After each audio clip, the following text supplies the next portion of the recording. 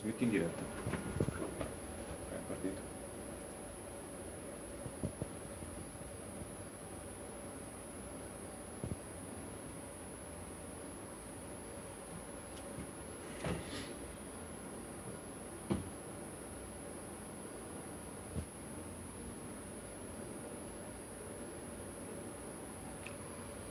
Test audio.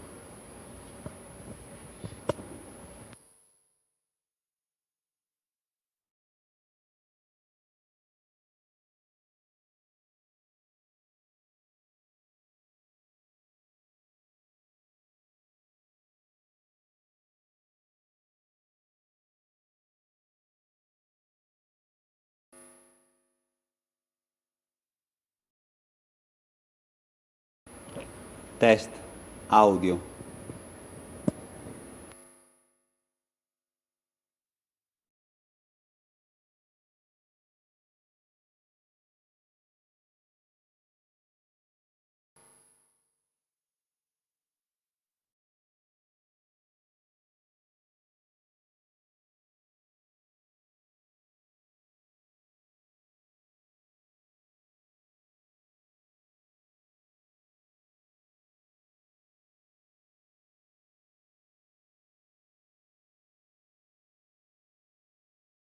Audio.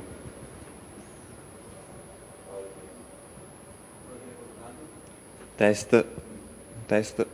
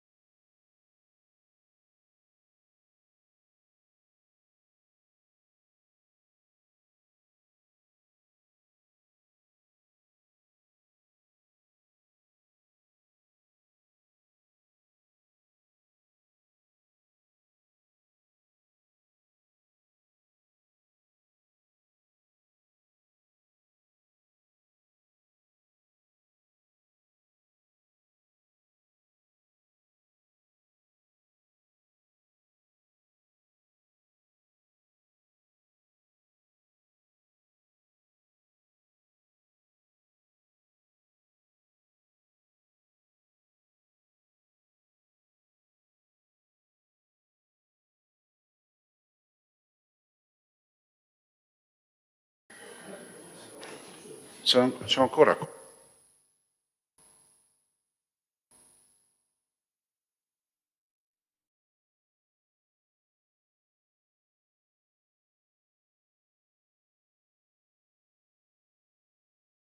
Intanto informo i consiglieri che non erano alla capigruppo giustamente che il prossimo consiglio sarà il giorno 7 con eventuale prosecuzione il giorno 8, entrambe le convocazioni alle 10 del mattino, quindi di settembre, giusto? Sì, 7 settembre e 8 settembre, ore 10 entrambe le giornate.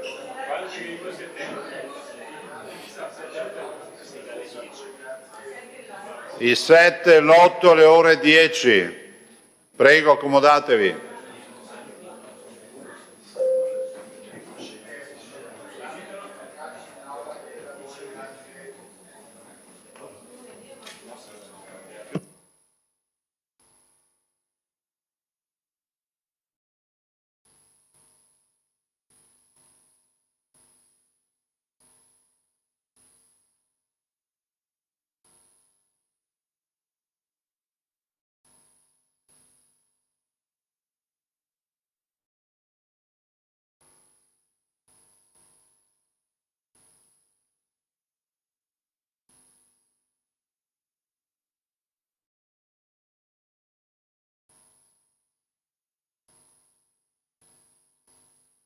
Signori, buongiorno. Inizia il Consiglio, prego. Comunico che hanno comunicato il loro congedo i consiglieri, la consigliera Cendron, il consigliere Pressi e il presidente Stefani. Riprendiamo la seduta numero 22, che è di martedì 28, cioè oggi. Si riprende la discussione del punto 8 con gli interventi dei presidenti Barbisan e Borgia che erano iscritti. Barbisan e Borgia, la A viene prima della O, prego.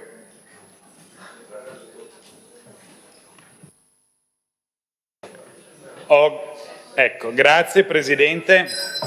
Allora, lo dico anche pro futuro a vantaggio dei consiglieri di maggioranza e di opposizione. Cerco sempre di intervenire alla fine del dibattito per una questione di rispetto nei confronti del mio gruppo che, essendo il più numeroso, credo che debba avere l'onere e l'onore di ascoltare tutti gli interventi dei consiglieri di maggioranza e di opposizione e appunto avere anche l'onore di chiudere il dibattito. Permettetemi la digressione, mi è stata regalata una grande gioia perché se anche i miei silenzi fanno notizia vuol dire che sono diventato più importante di quello che credevo, però vediamo se adesso parlando riesco ad avere, suscitare lo stesso interesse nei confronti del Consiglio parlando e non tacendo.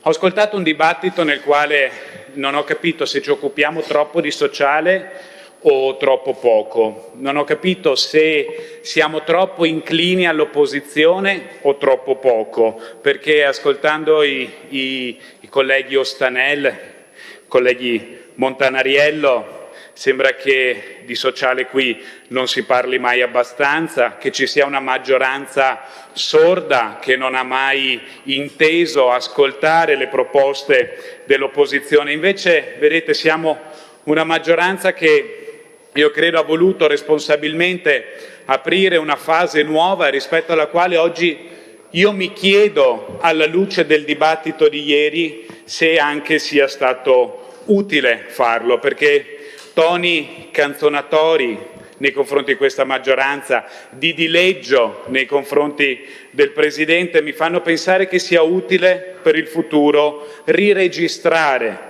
i rapporti tra maggioranza e opposizione. Un dibattito che, devo dire, mi ha lasciato a tratti sconcertato perché siamo una maggioranza che ha inteso una settantina di volte almeno nel DEF accogliere gli emendamenti talvolta riformulati grazie al parere favorevole degli assessori di questa opposizione, spessissimo sui temi del sociale.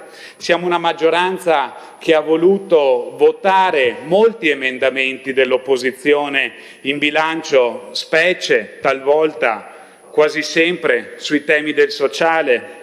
Abbiamo un Presidente della Regione che ha fatto per la prima volta un emendamento insieme al capogruppo del Partito Democratico. Abbiamo un Presidente che si è seduto come un consigliere regionale in commissione per illustrare il proprio progetto di legge. Abbiamo un Presidente che ha messo la propria firma per secondo in un progetto di legge di un consigliere di opposizione rispetto al quale già da parlamentare aveva avuto una iniziativa legislativa importante proprio su quel tema che fa parte del nostro programma elettorale. Bene, mi chiedo se tutte queste cose che lei, Presidente Zaia, non aveva mai fatto nei 15 anni di governo precedente, sia stato utile farlo. E alla fine, Presidente, caro Presidente Zaia, credo che abbia avuto ragione lei a non farle mai queste cose, perché il dibattito di ieri ci ha dimostrato che le aperture di credito tante volte forse è meglio non farle, perché essere presi per i fondelli o avere una rappresentazione di una regione che non è quella che i veneti hanno, grazie a Dio, più per merito loro che per merito nostro, mi fanno pensare che possiamo anche veramente iniziare dei rapporti nuovi. Commenti ed epiteti nei confronti nostri mi hanno veramente lasciato basito. Vorrei però entrare un attimo nel merito. Noi abbiamo sentito parlare moltissimo di sanità, abbiamo trasformato un dibattito che doveva essere sulla fotografia del passato, un dibattito per il futuro, una sorta di mini discussione su quello che è stato in bilancio e su quello che sarà. Bene, allora noi abbiamo la fortuna di vivere in una regione nella quale ogni veneto che sta male, quando sta male e se una mattina sta male, non gli viene voglia di andarsi a curare in un'altra regione. E non gli viene voglia di andarsi a curare in un'altra regione anche se quella regione ha l'addizionale IRPEF. Sapete perché? Perché con molta dell'addizionale IRPEF che le regioni che la applicano incamerano, sapete cosa fanno? Ripianano i buchi della sanità e non danno un servizio migliore, non danno un servizio più prossimo né nella scansione temporale né nella scansione geografica ai loro cittadini. E noi veramente abbiamo rinunciato a circa 500 milioni di euro all'anno attualizzati, quindi sono circa negli anni delle 3 legislature precedenti più quest'anno 7 miliardi e mezzo, 8, che siamo orgogliosi di aver lasciato nelle tasche dei veneti, e diremo di no all'addizionale IRPEF finché avremo un Veneto con i conti in ordine e un Veneto che è stabilito essere tra le migliori regioni per il rispetto dei LEA. Questo non vuol dire che chi vi parla vive in un mondo edulcorato e che crede che tutto vada bene, però noi rifugiamo anche il populismo dolce di chi vorrebbe mascherarsi e andare dietro a una vecchietta al CUP per instillargli nell'orecchio tutto il suo odio per la classe politica veneta, che invece si è distinta per darsi da fare, non tanto e non solo come classe politica, ma per aver saputo motivare amministrativi, sanitari, OS, infermieri, persone che lavorano tutto il giorno per dare quei servizi, nella difficoltà in cui è questa regione, ma in cui versa tutto questo Stato. Perché vedete, il grande assente di questo dibattito sulla sanità, e qui non ho sentito una parola, è il finanziamento del Fondo Sanitario Regionale. Su questo dovremmo fare tutti una grande battaglia insieme. Io capisco i vostri silenzi. I governi di sinistra non si sono mai distinti per finanziare il Fondo Sanitario Regionale come si sarebbe dovuto fare, anzi si sono distinti al contrario, e invece dovremmo smetterla di dividerci e fare una battaglia. Siamo prossimi ormai alla finanziaria regionale, ma siamo prossimi ormai, ritornati dalla pausa estiva, alla finanziaria prossima del governo, e qui dovremo fare una battaglia insieme invece di andare a vedere chi, come, cosa per attribuire colpe. I veneti non ci pagano per attribuire colpe, i veneti ci pagano per avere servizi e per migliorare i nostri servizi resi ai cittadini. Abbiamo una battaglia importante rispetto alla quale noi non vi troviamo, ma ci sono dei soldi che possono essere interessanti. Con l'autonomia possiamo avere competenza sul coordinamento della finanza pubblica in tema di sanità. Anche qui non ci siete, venite qui a farci le pulci, ma i vostri governatori fanno ricorso alla Corte Costituzionale contro la possibilità dei veneti di vedere almeno alcune decine di milioni di euro in favore della sanità restituite in servizi. Vi accodate a governatori meridionali del Partito Democratico che parlano di spacca Italia, quando sappiamo che questa riforma autonomista dovrebbe procedere con maggiore persistenza invece di essere bloccata. Quando parliamo dei 12-13 miliardi di euro di residuo fiscale che questa Regione versa come differenza tra ciò che versa e servizi che le vengono resi, voi sorridete e non siete mai stati dalla nostra parte, non siete mai stati dalla parte dei veneti. Siete qui a parlare del fatto che vorreste essere in coda con una vecchietta sola, malata, strumentalizzare le persone in coda al CUP per organizzare le vostre campagne elettorali. Io credo che questo sia veramente disdicevole. Siamo una regione che ha fatto passi avanti sulle borse di studio in generale, in particolare l'abbiamo fatto nei confronti dei medici di medicina generale, equiparandole a altre specialità. Abbiamo fatto dei grandi passi avanti sulle gestioni delle case di comunità. Certamente potete girare tutto il Veneto e troverete sicuramente una casa di comunità dove manca un infermiere, dove manca un OS, dove manca una TAC, dove manca qualcosa, ma girate bene anche il resto d'Italia per vedere se le regioni dove c'è l'addizionale IRPEF non hanno questi problemi. E poi ho sentito parlare anche di altre questioni relative alla sanità, i privati accreditati. Ma guardate, se possiamo avere, almeno vi dico come la vedo io, se possiamo avere delle perplessità sul privato puro in sanità, possiamo considerarla una sconfitta del pubblico. I privati accreditati sono persone che soggiacciono alle regole pubbliche per l'autorizzazione all'esercizio e per l'accreditamento e vengono in soccorso di una struttura pubblica per erogare servizi alla stessa qualità e ai costi stabiliti dal pubblico. Però anche qui i dati ci dimostrano che l'addizionale IRPEF regionale non è la panacea di tutti i mali, perché in Italia le famiglie, secondo Gimbe, le famiglie che hanno rinunciato a una o più prestazioni sanitarie sono il 7,6% in Italia, il 7,4% in Veneto, l'8,4% in Puglia, con addizionale IRPEF, perché siamo convinti del fatto che maggiori risorse non si tramutano specularmente in maggiori servizi meglio organizzati e di maggiore qualità. Ma vi faccio altri esempi. La spesa per gli accreditati è del 39,5% in Italia, il 53,1% in Campania, il 51,5% in Puglia, con addizionale IRPEF, e andatevi a vedere chi sono i governatori, che già lo sapete. L'incidenza delle strutture sanitarie accreditate ogni 10.000 abitanti sono 2,5% in Italia, 3,2% in Emilia-Romagna, 3,2% in Puglia, con addizionale IRPEF. Sul tema della Pedemontana, guardate, io ho fatto parte della 10ª legislatura La legislatura che poi si è assunta la responsabilità, come diceva la collega De Berti, di fare qualcosa che potevamo anche non fare.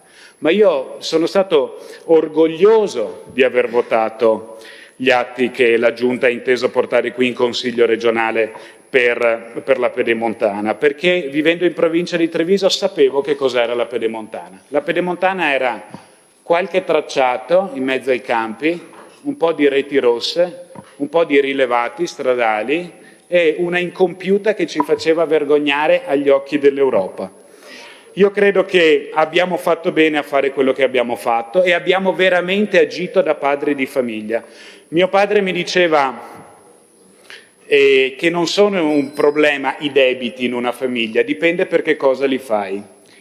Se li fai per andare in vacanza sei un tontolone, diciamo che usavano la stessa parola che finiva sempre perone, ma usiamo tontolone.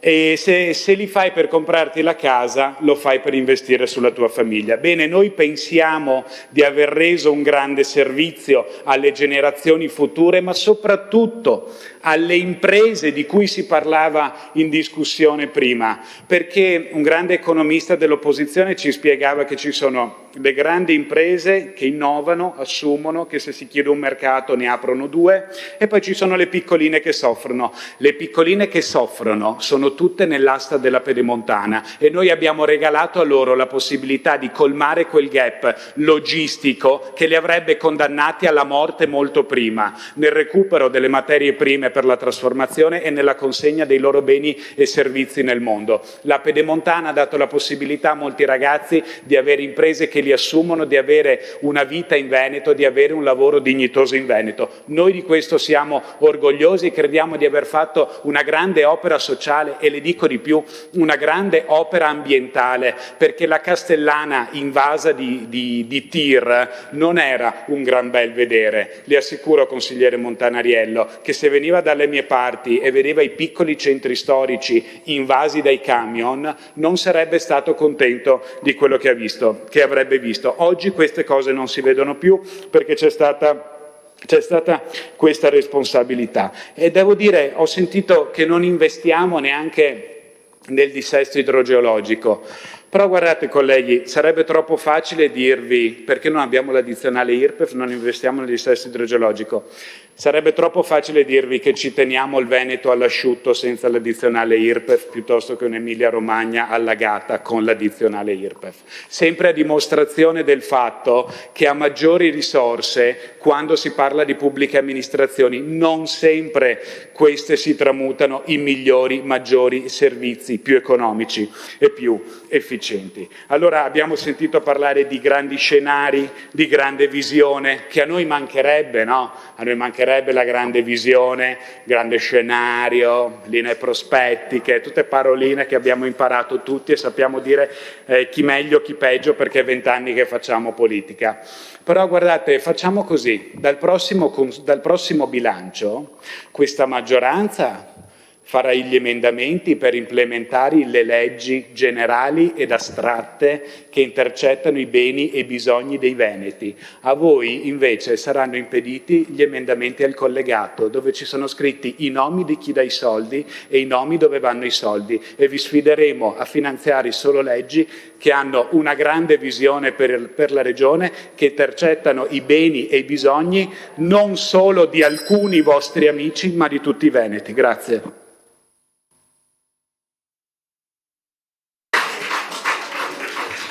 Consigliere Marcato, prego.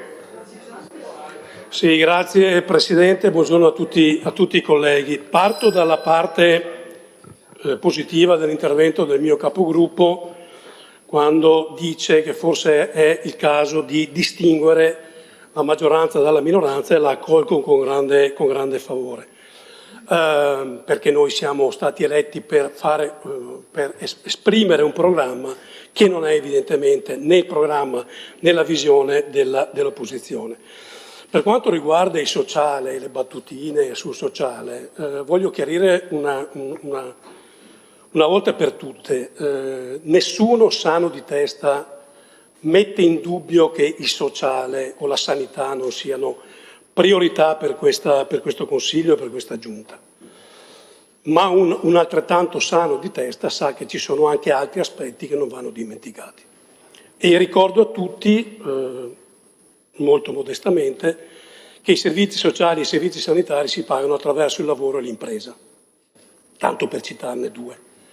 Per cui io spero che a un certo punto si arrivi anche a parlare di impresa, di lavoro, di energia, di ambiente, perché insomma se fermo 5 anni a parlare del sociale, per carità, bello, dopodiché qualcuno chiede anche il conto, evidentemente, per cui insomma spero che ci sia una diversificazione del dibattito. E per quanto riguarda quello che è successo ieri, la riprova che quello che abbiamo pensato è corretto è che anche oggi il capogruppo che è intervenuto non ha speso una parola per difendere l'operato della giunta dell'amministrazione precedente. Ricordo che ieri siamo stati sotto un fuoco di fila dell'opposizione che ha fatto il suo lavoro e il fuoco di fila è stato rivolto tutto al bilancio precedente. Io mi sarei aspettato dai miei capigruppo una presa di posizione in difesa, perché c'è una continuità. Non è che prima c'era Zaia, la sua squadra che apparteneva a un altro mondo, e adesso è arrivato Stefani con un'altra squadra che appartiene a un altro mondo. È la continuità. Mi sarei aspettato questo dai capigruppo di maggioranza. Questo non è avvenuto ieri e oggi che hanno preso la parola hanno difeso l'operato di Stefani, che non è stato attaccato ieri, che non è stato attaccato. O è stato attaccato in parte, Ragazzi, siamo tutti adulti, capite di cosa sto parlando. Ecco. Allora, questo aggiunto al fatto che la settimana scorsa mi ritrovo sui giornali che io, Roberto Marcato, che ha fatto della trasparenza e dell'onestà la propria matrice politica, mi ritrovo sui giornali che io avrei votato un altro candidato per il Corecom, per fare chissà quali trame oscure, a me questa cosa qua fa vomitare. E siccome io so chi è stato a dire ai giornali che io e i miei colleghi avremmo votato in discontinuità rispetto alla volontà della maggioranza, 1 più 1 crea un problema. Allora lo voglio dire molto, molto tranquillamente. Se per una parte della maggioranza siamo un problema, basta dirlo. Siccome io ho un unico padrone, che è il popolo veneto, e non ho nessun altro padrone, né partiti, né associazioni, né capigruppo, né presidenti, se siamo un problema ce lo dite e io mi accomodo da un'altra parte. In 30 secondi. In 30 secondi. Chiaro? Io mi aspetto dai miei capigruppo che di fronte a una presa di posizione come quella che ha fatto l'opposizione ci sia un'altrettanto presa di posizione forte. No battute o battutine. Altrimenti ditelo. Grazie. Prego. Consigliere Montanariello. Grazie.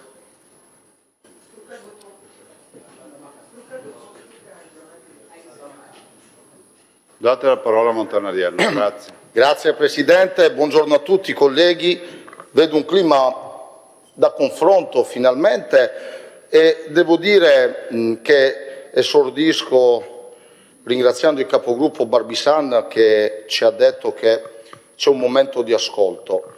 Io non sono nessuno per contestare le parole di un collega, però ribadisco che l'ascolto avviene quando una bocca parla e 2 orecchie ascoltano. Di fronte a dei banchi vuoti, io ho i miei seri problemi, Barbisan, che lei interpreti l'ascolto quando uno parla senza il Presidente in aula, con un solo assessore in aula e con i capigruppo di maggioranza che nel migliore dei casi ti ascoltano da qualche televisione per i corridoi, perché essere presenti a Palazzo non vuol dire essere in aula presenti e fare il dibattito. Quindi abbiamo 2 idee diverse di ascolto e mi permetta che la differenza tra chi parla e ascolta è quella che uno è di fronte, ascolta e replica. La differenza tra chi invece deve fare una legittima, dovuta e ci mancherebbe altro, difesa d'ufficio, concentrandosi magari su quelle che sono le parti che si sono riuscite a cogliere dopo una lunga giornata di interventi e di consigli. È vero, c'è una fase nuova. È vero, c'è una fase nuova. Ripeto quello che ho detto ieri. Io, che per 5 anni sono stato uno dei più aspri oppositori della giunta che c'era prima, mi chiedo la fase nuova qual è. Cari colleghi, non è una questione di destra, sinistra, maggioranza o minoranza, è una questione di rispetto, è una questione di rispetto per la fase nuova qual è. In una fase nuova c'è il confronto, ieri è mancato il confronto, ma non è mancato il confronto perché non ci voleva essere il confronto. È mancato il confronto perché il senso di rispetto per le minoranze che rappresentano altrettanto come voi una parte di cittadini di questa regione è stato quello dell'assenza e del silenzio. Ripeto, quello non è esercizio della democrazia, è esercizio del potere, che è diverso, perché quando la gente non ascolta dice tanto, non prendiamoci in giro, siamo adulti tutti, gabiamo i numeri, governiamo, se saremo nella stanza, strucchiamo il bottone e decidiamo. Allora, l'esercizio della democrazia e il confronto mi va bene, l'esercizio del potere non mi va bene, perché non è quello che i cittadini hanno bisogno. Ed è vero che qualcuno ha detto che nei dibattiti sembra che non ci siamo occupati di niente, ma io ribadisco, e se qualcuno si offende o mi taccia di essere strumentale, se ne farà una ragione, perché io so di dire la verità. In quest'Aula, su una giornata di dibattito, non abbiamo mai parlato delle persone più bisognose in Veneto, non abbiamo mai parlato e non abbiamo sentito prospettare soluzioni per chi aspetta una visita, per chi perde il lavoro, per chi non riesce ad accedere all'abbattimento delle barriere architettoniche, per chi ha delle fragilità, non ne abbiamo mai sentito parlare se non dai banchi della minoranza. Allora, io più che un dibattito su come rivedere i rapporti tra maggioranza e minoranza, che sinceramente poco mi interessa, io sono qua per fare il mio, e se qualcuno pensa che alcune leve del potere o degli emendamenti possano comprare la dignità e il mio mandato politico, se lo dimentica. Io non ho padroni, io rispondo ai miei cittadini e non me ne frega niente del ricatto e del ricattino, fate quello che volete, io sarò qua per mettervi in conto quello che non fate 5 anni e sempre di più. E dei ricatti e dei ricattini e degli emendamenti e dei collegati, neanche il primo anno di consiglio comunale me ne dicevano queste cose qui, ne sono passati 20. Pensate che passo indietro avete fatto politicamente, che 20 anni fa queste cose erano già vecchie e invece oggi sono il tema di attualità. Però io, più che i rapporti tra maggioranza e minoranza, cari colleghi, da chi ha un'autorevole maggioranza come questa, mi sarei aspettato oggi un altro dibattito, mi sarei aspettato un dibattito nel merito delle risorse, nel merito del provvedimento, nel merito di due visioni diverse di come impegnare quei soldi. Magari Trevisi dice io li voglio sulla sicurezza, Montanarello li vuole sul trasporto, la Luisetto li vuole sul sociale.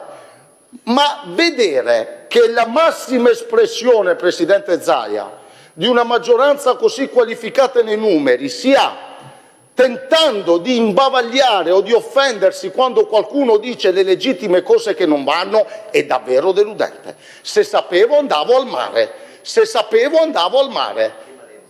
rimanevo al mare perché guardate, colleghi, collega capogruppo, io ho apprezzato molto il suo intervento, però mi sarei aspettato che dopo tutta la parte politica legittima che ci sta e che è doveroso che un capogruppo faccia, ci avesse detto una parolina su come impegniamo quei soldi, ci avesse detto una parolina in più su come fare gli investimenti, ci avesse detto una parolina in più sul perché dobbiamo aspettare fino a settembre, ci avesse spiegato, perché guardi che io non sono particolarmente sveglio, ma se una cosa me la spiegate magari mi convincete.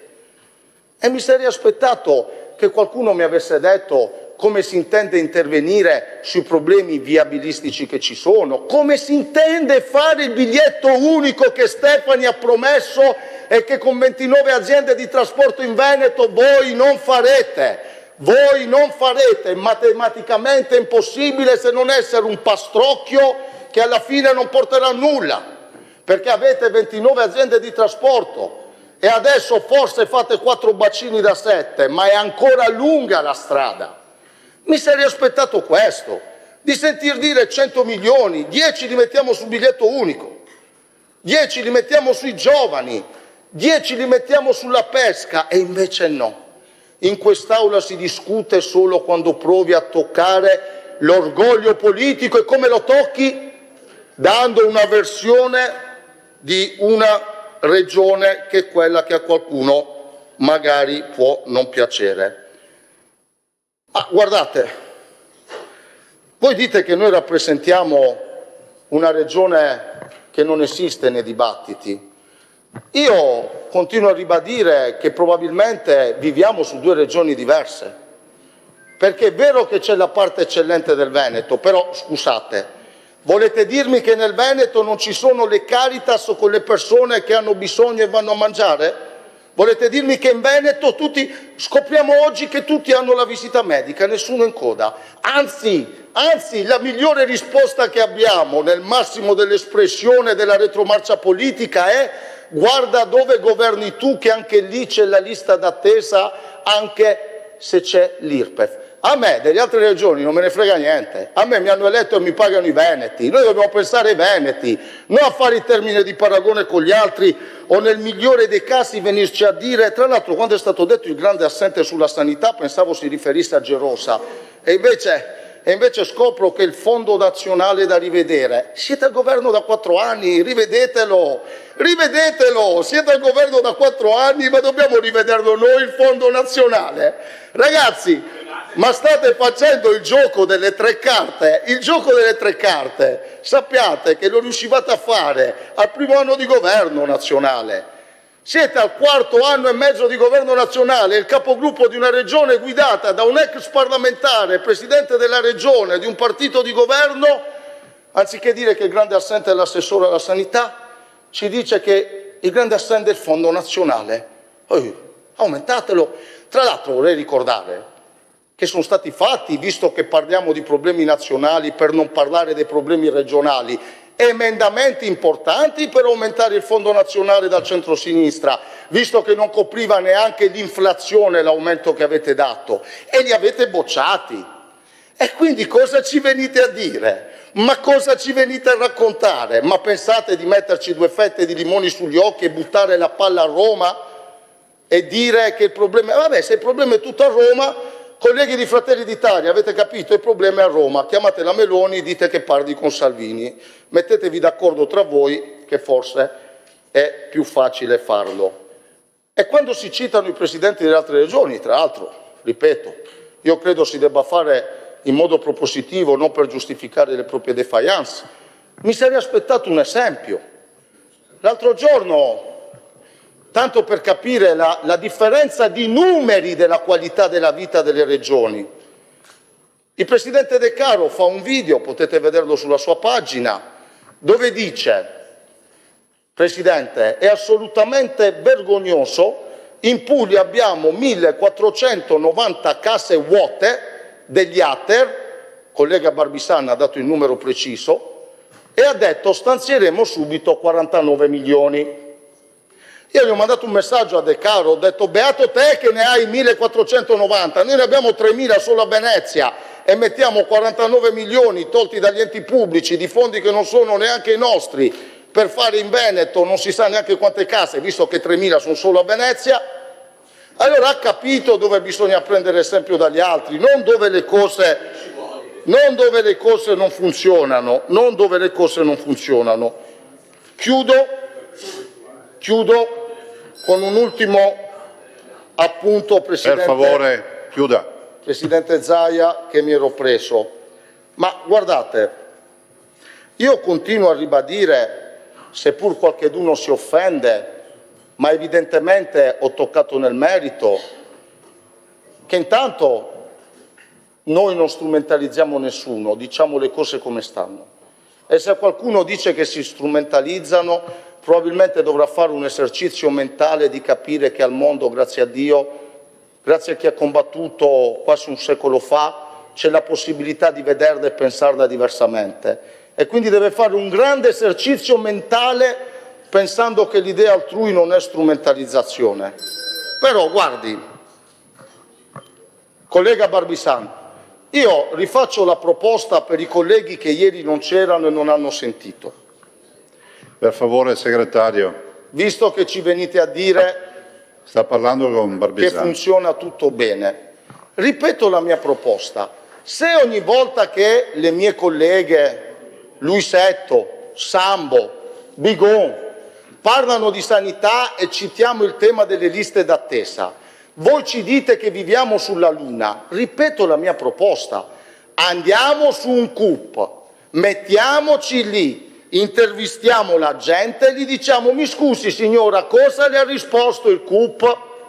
Perché probabilmente a uno ci diranno: mi hanno detto che ti richiamo, a uno diranno: me l'hanno data fra un anno, a uno diranno: mi hanno detto vai dal privato che fai prima, a un altro gli diranno di andare nello stesso distretto anche se a 30 chilometri da dove vive e ha 80 anni e non ha la macchina. Allora, se dire le cose come stanno e chiedere ai veneti di giudicarci vuol dire strumentalizzare, io strumentalizzo, ma è meglio strumentalizzare che avere i paraocchi, ma è meglio strumentalizzare che negare la realtà, ma è meglio strumentalizzare che far finta che i problemi in questa regione non esistano, ma è meglio strumentalizzare dicendo la verità e facendo una grande assunzione di responsabilità bipartisan per superare questi problemi, invece di dire che andare a chiedere. Avete capito? Quelli che hanno fatto il referendum per chiedere ai veneti se vogliono l'autonomia dicono che noi oggi strumentalizziamo se chiediamo al vecchiotto in fila quanto tempo gli hanno dato per una visita. Il mondo è cambiato, ma voi siete rimasti ancora qualche anno luce politico indietro. Se pensate che la democrazia e il confronto siano un elemento di strumentalizzazione. Allora chiudo, Presidente, dicendo che io gli unici rapporti che voglio avere con la maggioranza sono quelli per lavorare nell'interesse del popolo veneto, come lo chiamate voi. E se qualcuno pensa che da questa parte ci sia qualcuno che può essere ricattato o strumentalizzato per l'emendamento di turno, sappiate che da parte nostra tutto ciò che non interessa al popolo veneto non sappiamo che farcene, se a voi interessa ve lo lasciamo pure. Grazie consigliere, mi permette di dire solo una cosa, che non è che lo chiamiamo noi popolo veneto, è nello statuto del Veneto popolo veneto. Prego, consigliere Conegato. Grazie Presidente. Ribadisco quello che è successo ieri, non una bomba abbiamo detto, ma una scintilla che ha acceso una polveriera. Lo ricordiamo perché poi anche dopo non c'erano in aula ad ascoltare, perché Calzavara ha detto tre cose. Ha detto che i capigruppo non difendono la maggioranza e non sono in aula. Oggi Barbisà ha detto che ha ascoltato, ma non ha ascoltato Calzavara, non ha ascoltato neanche a me che ho ripreso Calzavara. Poi ha detto che Stefani insomma non ha un'identità a loro vicina politicamente, questa è la traduzione, parla solo di sociale, che ha ripreso anche Marcato, e poi ha detto viva Zaia, e viva Zaia. Allora, oggi l'intervento di Marcato crea, come dire, questa crepa, una frattura ancora più evidente, allarga la ferita e arriva a dire se non mi volete me ne vado. Cioè io credo che questo sia un fatto politico importantissimo e credo che se siamo qua a parlare di 130 milioni sia anche per questo, perché non c'è una maggioranza coesa che è riuscita a fare una proposta politica condivisa e a destinare questi soldi, e questo è gravissimo ed è sempre più evidente. Ecco, Barbisà dice una cosa che secondo me è surreale, suggestiva fino a essere surreale: noi non abbiamo bisogno di più soldi. E questo è un altro fatto politico, cioè ancora una volta Barbisan dice se avessimo la addizionale IRPEF dell'Emilia Romagna 550 milioni in più non ce ne faremmo niente. Ma dove vivete? Su Marte? Ma siete andati a parlare con i sindaci? Io ci parlo con i sindaci di centrodestra. Senza risorse cosa si fa? Allora questo è il punto. Perché se il cambiamento vuole essere reale e non predicato ma praticato, ci vogliono i soldi. Allora io sono contento che Stefani faccia la legge dei caregiver, Sono contento che Stefani faccia la legge sullo psicologo di base, la volevamo fare anche noi. Ma se ci metti 1 milione e assumi uno psicologo ogni 280.000 abitanti, questo non è uno psicologo di base, questo è social washing, è qualcosa che serve per prendere un titolo sul giornale, per fare marketing, ma non risolvi niente, perché nella nostra regione ci sono 5 psichiatri ogni 100.000 abitanti e in Italia sono 10, metà. Nella nostra regione, Barbisano, ci sono 2,5 psicologi ogni 100.000 abitanti e in Italia sono 4,5. Se tu mi assumi uno psicologo ogni 280.000 abitanti non hai fatto niente per la salute mentale, è chiaro? Quindi questo è il punto politico. Nel momento in cui voi dite, ancora una volta, che la vostra intenzione è di andare avanti senza risorse, Barbisano, mi devi dire, non so se hai mai messo piedi in una casa di riposo, adesso mancano 5.000 impegnative, 1.000 euro impegnative, dove li trovi quei soldi lì? E raddoppiamo gli over 80. Quindi questo è il punto politico. Ribadito ancora una volta, voi di questi soldi avete detto non avete bisogno e senza soldi i servizi non li fate. E questa è anche la differenza con la destra zaiana, no? Cioè, senza un nuovo patto sociale per costruire i servizi si predicano ma non si praticano. Come diceva il grande Hein, si predica acqua e si beve vino. Allora, ancora una volta, quando Barbisano dice che gli altri hanno più soldi ma noi siamo più bravi, andate a vedere cosa fa l'Emilia Romagna, no? Cioè l'Emilia Romagna ha il trasporto gratuito per tutti gli studenti. Noi l'avevamo preposto, vi ricordate, no? Facendo anche una proposta più moderata e ancora una volta avete detto di no e noi non ce l'abbiamo, ma arriverà, abbiamo saputo, nel 2042, ha detto Stefani. Poi l'Emilia Romagna, ecco, proprio perché ha il trasporto pubblico gratuito, e oggi siamo in decrescita demografica e abbiamo detto che questa decrescita demografica ci porterà ad avere nel 2037, cioè tra 11 anni, la mancanza di 400.000 lavoratori, cioè vuol dire che qua c'è il naufragio dell'economia e delle aziende e c'è il naufragio anche della sanità, perché non avremo OSS, non avremo infermieri, ma già poche settimane fa si legge che in provincia di Vicenza mancano 500 commesse, non è che mancano perché non hanno voglia di lavorare come dite voi, mancano perché non sono nate. Ecco, mentre in Emilia Romagna ogni studente che va a studiare fuori ne arrivano 4, in Veneto siamo a 1. È chiaro, vuol dire qualcosa questo, no? Anche nella prospettiva della costruzione di un futuro economico e sociale che senza lavoratori non porta da nessuna parte. Io vi dirò di più, qua abbiamo le palestre della salute che sono ferme. Ecco, a Bologna c'è un servizio di prevenzione attiva dove sono assunte 15 persone. Ci sono gli insegnanti di educazione fisica che quando arrivano nel pubblico si chiamano kinesiologi che fanno la ginnastica nei parchi, prescritta dal medico di base. Cioè il medico di base prescrive la ginnastica nei parchi. Ecco, dire che i soldi non servono è bizzarro. Dopodiché dire che il problema è il fondo nazionale è o una presa in giro o automasochismo, dipende. Perché governate voi, Barbisano? Governate voi da 4 anni, ma avete governato voi nel Berlusconi 1, nel Berlusconi 2, nel Berlusconi 3, nel Berlusconi 4, nel Conte 1, nel Draghi, avete governato 7 degli ultimi 9 anni, avete governato 17 degli ultimi 25 anni e durante il governo Meloni, la cifra sulla sanità è passata dal 7,3 al 6,3 e nel DEF che avete scritto voi arriverà al 5,92. Quindi è davvero bizzarra questa posizione, perché Barbisano dice è colpa del governo, ma il governo ci sei tu, zio.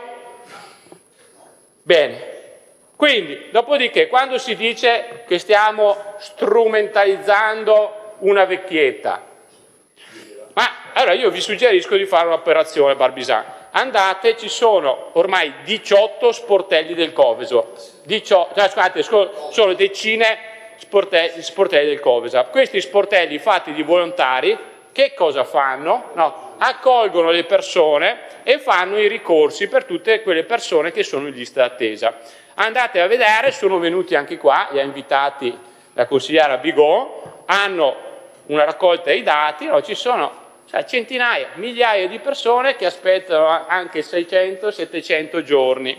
È ovvio che se poi questa cosa non rientra, come abbiamo detto ieri, nelle liste d'attesa perché si misura solo la prima visita, ecco, nessuno lo sa, ma basta parlare con le persone, come ha detto ieri giustamente la consigliera Sambo, basta fare un salto in tutti questi sportelli e vedrete che la realtà è ben diversa da quella che è la vostra percezione.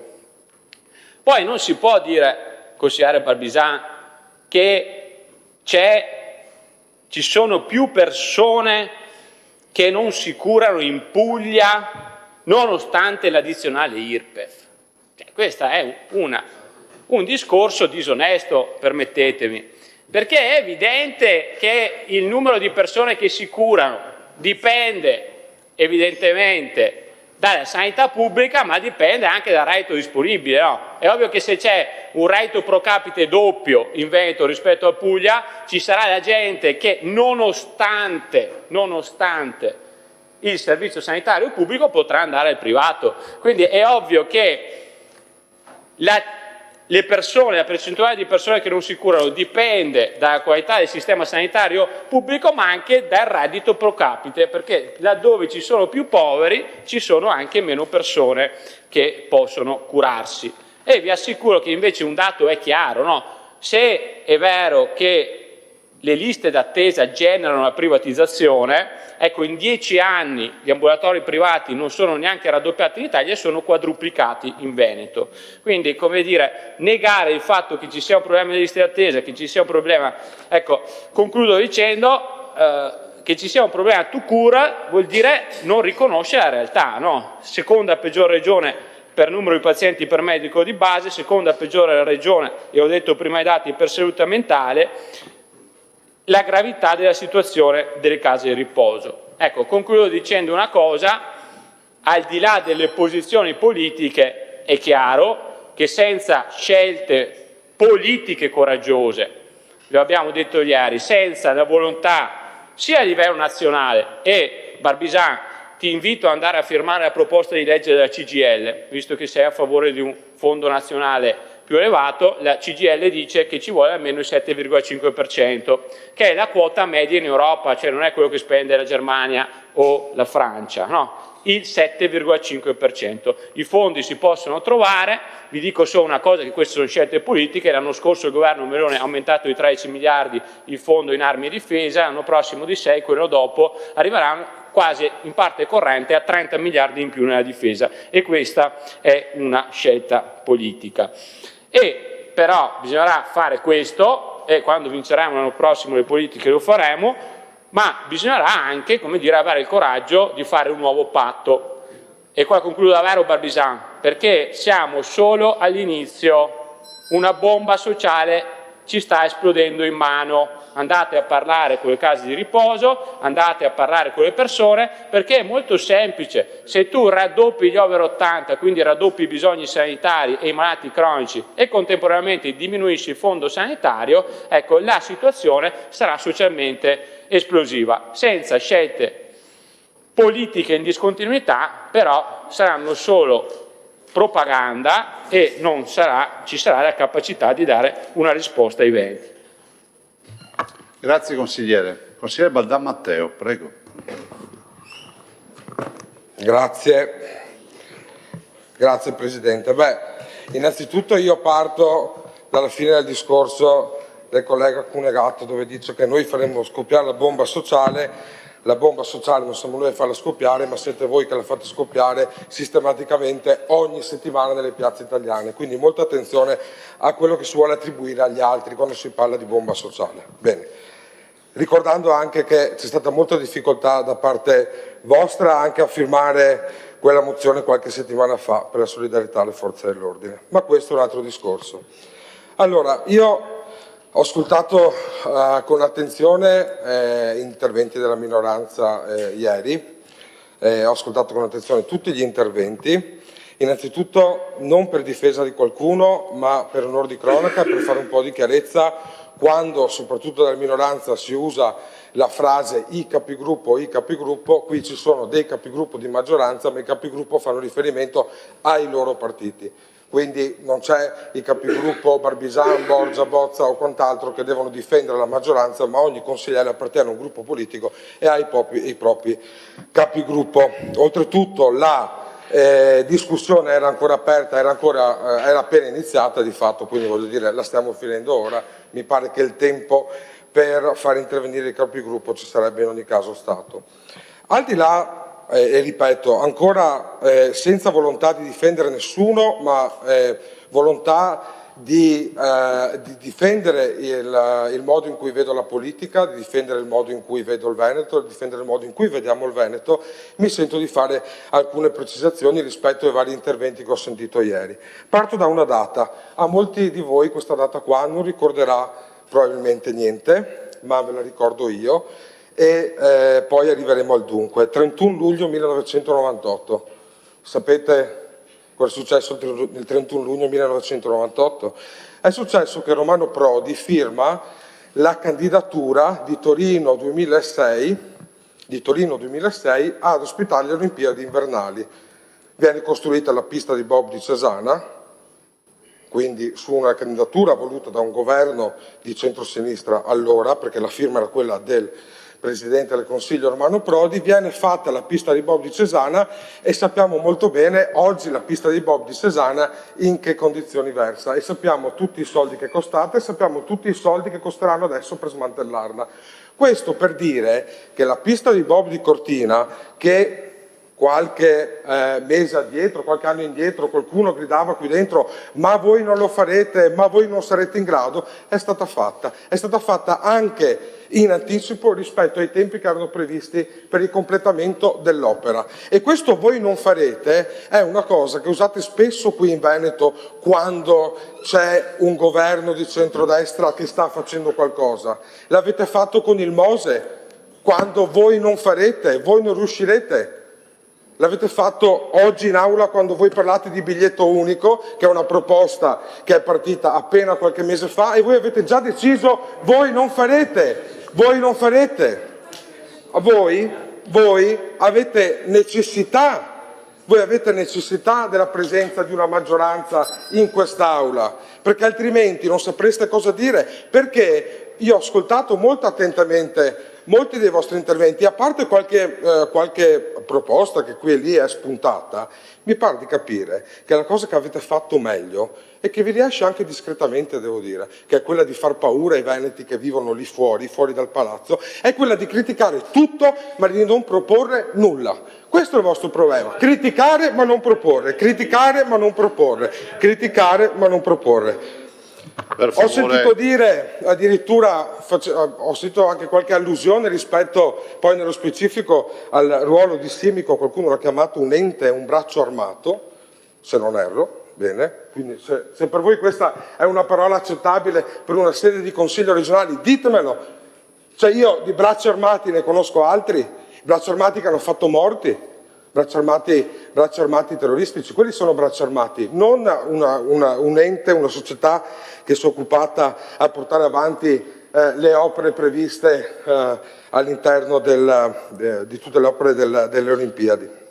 Poi ho sentito anche criticare, e qui mi soffermo un attimo sulla pista di bob di Cortina, perché a quanto pare, consigliere Cunegato, non servirà a nulla, ma non è vero che non servirà a nulla. Non è vero che perché la federazione di sport invernali come il bob, lo slittino, lo skeleton ha pochi iscritti, non servirà a nulla, perché non servirà solo alla federazione italiana, servirà anche alle federazioni di tutto il mondo, perché è stato riconosciuto a tutti i livelli, che è stata promossa a tutti i livelli per l'aspetto tecnico della tecnica, per l'aspetto della sicurezza, ed è innovativa rispetto a qualsiasi altra pista di bob del mondo. Poi il CIO potrà fare pure tutti i pensieri del caso dicendo che si poteva andare a fare da un'altra parte, si doveva anche a Torino farla da un'altra parte, se ben ricordo, si doveva andare in Francia a Torino, eppure è stata fatta. Quindi bocciare del tutto la pista di bob di Cortina a qualche mese dalla fine delle Olimpiadi mi sembra davvero un tentativo alquanto ininfluente, ma molto aggressivo, per dire a qualcuno che noi buttiamo i soldi della regione dove non servono. Ho ascoltato anche la discussione, insomma, soprattutto questa mattina, ma anche ieri, quando è stato detto che il governo non ha aumentato il fondo sanitario nazionale. Non è vero. Non è vero che il governo non ha aumentato il fondo sanitario nazionale, sono 17 miliardi. Sto parlando, non la interrompo, e sì che ne dice di cavolate, non la interrompo mai. Io adesso non sto dicendo una cavolata, sono 17 miliardi aumentati nel fondo sanitario nazionale in risposta ad una politica di taglio che parte dal governo Monti e poi è stata condotta con ardore e orgoglio nei governi successivi Letta, Gentiloni, Conte il più recente. Quindi quando noi diciamo le cose dovremmo dirle per quello che sono, altrimenti è chiaro che poi qualcuno vi viene a dire voi strumentalizzate le situazioni, voi strumentalizzate quello che succede lì fuori per far politica. Non vi offendete se vi dicono questo, non dovete offendervi e dopo che si alzano gli scudi a difesa di quello che vi viene detto. E talmente il consigliere Cunegato mette la sanità e il sociale al centro della sua attività politica, che cosa fa? Deride le proposte sul psicologo di base. Le ha derise dicendo che non c'entrano, le ha derise ieri, le ha derise oggi, Cunegato, facendo epiteti. Chiedi la parola dopo, adesso non parli. Prego, ma non si può intervenire. Basta, Cunegato, prego. Barbisan, prego. Bene, grazie Presidente. Allora mi verrebbe da chiedere un po' alla minoranza oggi, l'ho già detto prima, forse delle volte non tutto quello che viene fatto perfettamente, non tutto quello che viene fatto con una velocità tale per incontrare i reali bisogni di oggi e magari qualcosa viene fatto anche per incontrare i reali bisogni di domani, però alla minoranza mi verrebbe a questo punto da chiedere, visto che siete così ferrati in materia, visto che non strumentalizzate, visto che studiate i documenti noi non lo facciamo, visto che voi leggete le carte noi non lo facciamo, visto che noi non difenderemo il lavoro che c'è stato prima, ma in realtà si fa, e ne fate di questo un altro argomento per poter avere qualcosa da dire, vi chiedo quale sarebbe la reale proposta rispetto ad ogni cosa che è stata fatta in questi anni, rispetto ad ogni cosa che faremo da oggi in poi, rispetto ad ogni cosa che è stata fatta da inizio legislatura. Che così le mettiamo sullo stesso tavolo e cercheremo di capire poi quella che è più valida o meno valida per i veneti. Grazie. Grazie consigliere. Consigliere Bozza, prego.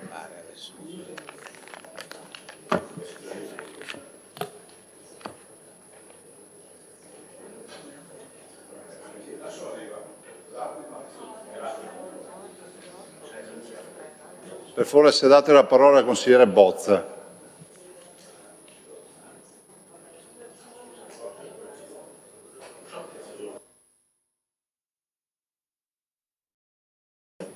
Grazie Presidente, grazie anche per l'attesa. Allora intervengo in questo dibattito cercando di soffermarmi su quello che oggi è l'oggetto ovviamente del provvedimento che riguarda il rendiconto 2025. Voglio difendere nel mio intervento quello che è un buon governo della Regione Veneto del centrodestra di 15 anni più altri 15 anni. 15 anni perché dal 95 al 2010 per la Regione Veneto sono stati gli anni dove sono intervenute le grandi opere e le grandi infrastrutture con la grande riorganizzazione anche dei trasporti. Una scelta che credo dobbiamo rivendicare per la storia del centrodestra di questa regione, per la storia che ha costituito la svolta importante anche nello sviluppo economico di questa regione. E voglio ricordare tra le varie opere, perché io non c'ero, ma alcuni qui c'erano, e quindi è giusto anche dar merito a chi fin dall'epoca si è speso, ma voglio ricordare tra le grandi opere il passante di Mestre, 32 chilometri di strada, voglio ricordare il Mose, l'opera che oggi salva Venezia, voglio ricordare la grande opera del rigassificatore, vista come a livello nazionale e internazionale una delle opere più strategiche. Voglio ricordare anche la Pedemontana, perché è un'opera, un'infrastruttura che riteniamo e abbiamo fin dall'epoca sostenuto come strategica per lo sviluppo del nostro Veneto. Voglio ricordare poi che dal 2010 al 2025 ci sono state delle grandi opere che sono state la scelta di andare avanti nella continuità di quelle decisioni prese nei primi 15 anni e che non era facile e che non era scontata perché poi le condizioni economiche e finanziarie nel mondo nel frattempo erano cambiate. E allora diamo merito nella continuità dei cantieri, diamo merito al periodo in cui i dissesti idrogeologici interessavano i nostri territori e diamo merito ai grandi interventi sui bacini di laminazioni delle grandi opere che ha messo in sicurezza il territorio dal punto di vista idraulico. Voglio ricordare anche, per arrivare ai tempi di oggi, anche la scelta delle Olimpiadi. La scelta delle Olimpiadi è stata una scelta strategica, è stata una scelta vincente, è stata una scelta che ha creato grandissime opportunità per il nostro Veneto, non solo per le infrastrutture nella continuità del disegno che vi dicevo prima, ma anche nell'ambito del turismo, nell'ambito dell'immagine del nostro Veneto e anche per quei territori che continueranno a beneficiarne per i prossimi decenni, per le future generazioni, anche se alcuni dei lavori sono oggi ancora in fase di terminazione. La Pedemontana, giusto per capirci, io continuo a rivendicare la matrice di quella scelta che era una matrice politica importante. È chiaro che sono state fatte delle scelte successive su quella che era poi anche una contrattualizzazione con SIS. Possiamo discuterne se quelle condizioni potevano essere vantaggioso o non vantaggioso in quel momento, in quella circostanza.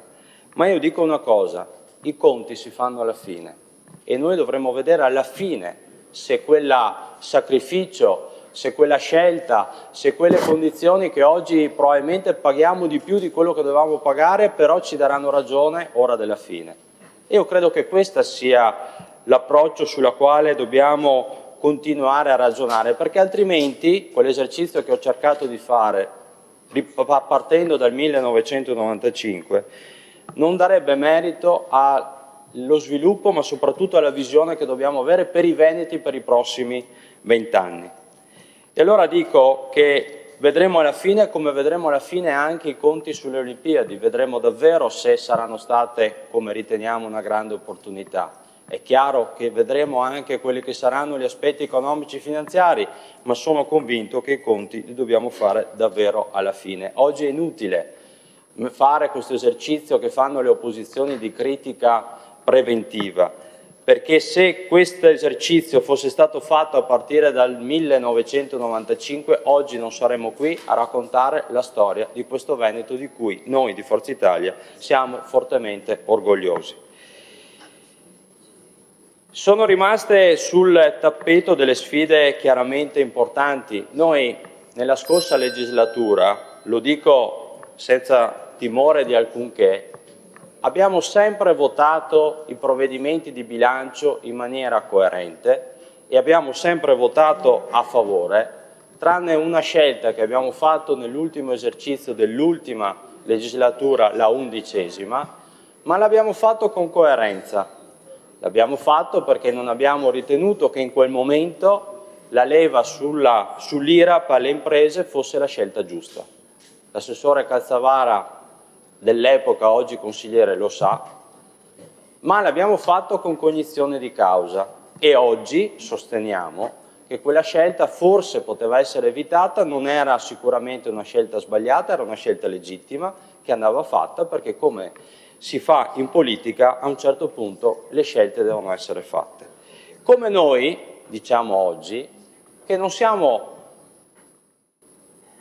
assolutamente contrari a un dibattito su altre scelte che dovremmo fare probabilmente anche in questa legislatura, sia che sia quella di scegliere di andare avanti sul no tax, sia quella anche di scegliere di addivenire a una condivisione su quella che può essere anche una scelta diversa nell'esercizio ovviamente delle leve fiscali. Lo dico perché quando si fa politica bisogna sicuramente guardare non al bilancio dell'anno in corso o del bilancio dell'anno successivo, ma dobbiamo guardarlo con quella visione che il centrodestra ha iniziato dal 1995 a governare questa regione.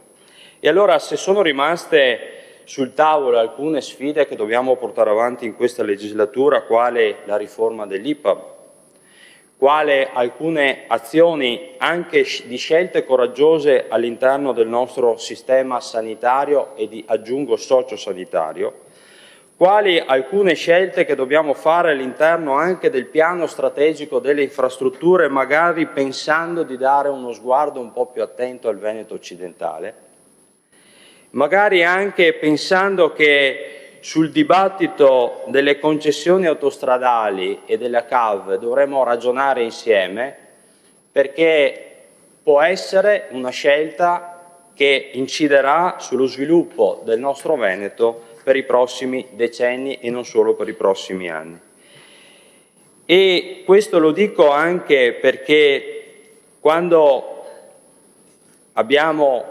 questo Consiglio ha scelto di chiedere un sacrificio nell'ultimo esercizio finanziario dell'11ª legislatura alle imprese con l'aumento dell'IRAP, questo ha generato sicuramente un gettito importante, un gettito che oggi ci permette anche di raccontare quello che è il rendiconto del 2025.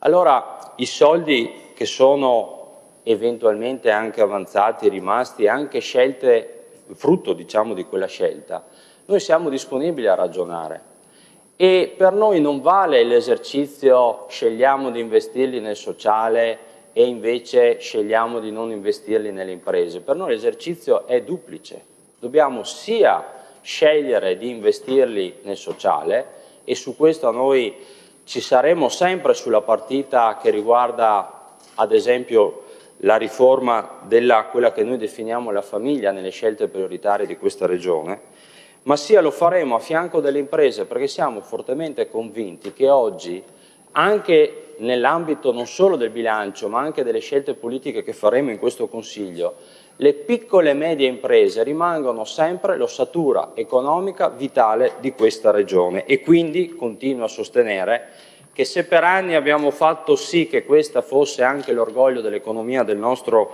patrimonio veneto, dobbiamo continuare a riconoscerlo. Se è stata chiesta loro un sacrificio nella scorsa legislatura, dobbiamo oggi restituirgli quel sacrificio con uno sviluppo di interessi anche per le loro azioni imprenditoriali, che non riguarda solo essere capaci di attrarre nuovi investimenti e nuove imprese sul nostro territorio, ma la sfida di oggi è mantenere aperte e attive le attività imprenditoriali che già oggi, da decenni, sono presenti sul nostro territorio e mantenerle vive, dare la possibilità a loro di continuare ad essere orgogliosi di rimanere nel Veneto e non di dover guardare con attenzione magari ad altre regioni o addirittura ad altre nazioni anche vicine.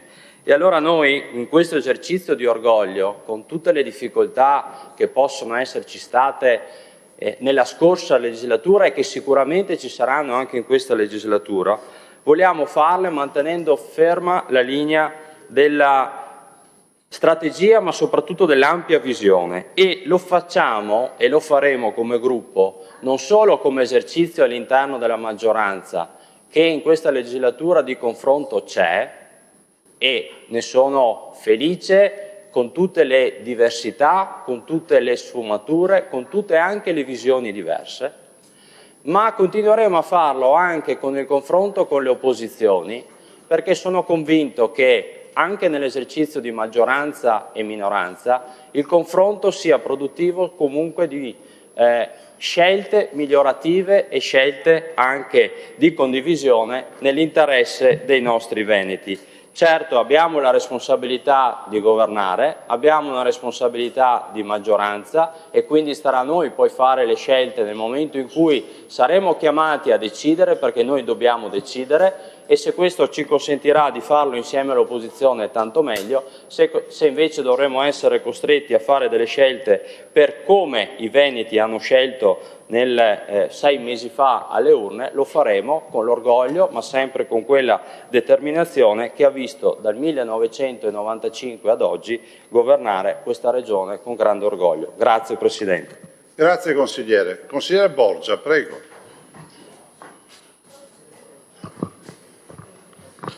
Buongiorno a tutti.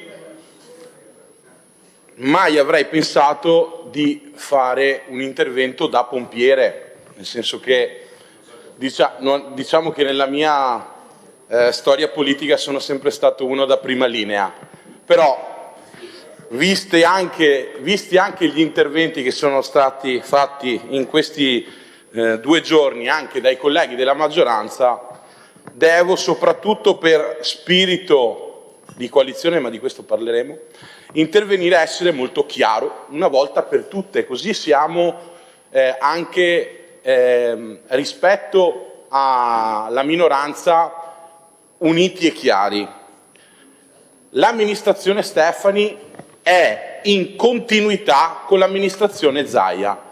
Visto che qualcuno ancora non lo diceva, è bene che lo dica io, che sono capogruppo di Fratelli d'Italia, e noi siamo orgogliosi di ereditare lo straordinario lavoro del governatore Zaia e della sua giunta. Anzi, dico di più, se non ci fosse stata una legge che impediva di fare ulteriori mandati da assessori, molti degli assessori che erano nella scorsa giunta ci sarebbero anche in questa, perché per capacità, per merito, per lavoro dovevano essere premiati, perché sono stati premiati quasi tutti dagli elettori in modo chiaro, ed è per questo che noi dobbiamo ribadire e dobbiamo essere uniti rispetto anche alle provocazioni della minoranza.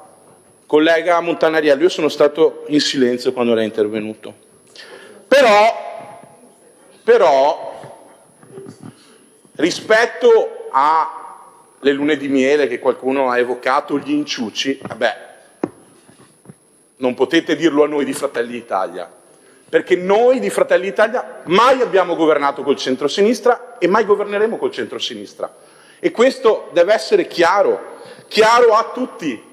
E sono anche contento che finalmente ci sia, e su questo sono molto d'accordo, anche in questo caso con l'amico Marcato, che ci sia una distinzione tra centrodestra e centrosinistra, perché anche negli ultimi anni ho sempre sentito qualcuno dire né destra né sinistra, o ho sentito anche battere molto forte nei confronti degli alleati e di Fratelli d'Italia.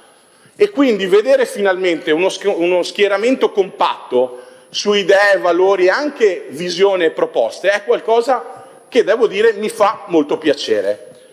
Devo anche aggiungere però che non è che se c'è convergenza su determinati provvedimenti allora c'è un inciucio. No, noi lavoriamo tutti sempre per i veneti. E allora dobbiamo essere anche a volte molto intelligenti per andare oltre gli steccati ideologici e trovare una congiuntura per dare soluzioni ai veneti. Questo è anche diciamo, il grande lascito politico che abbiamo sempre avuto da parte in generale del centrodestra, di chi ci ha preceduto, ma a livello nazionale, a livello regionale, è una cultura di centrodestra, una cultura di governo. Poi devo dire anche, oggi sarà un po' lungo, però ne ho sentite tante, ma sentendo l'amico collega Montanariello mi sono svegliato in un'altra regione, perché, vedete, intanto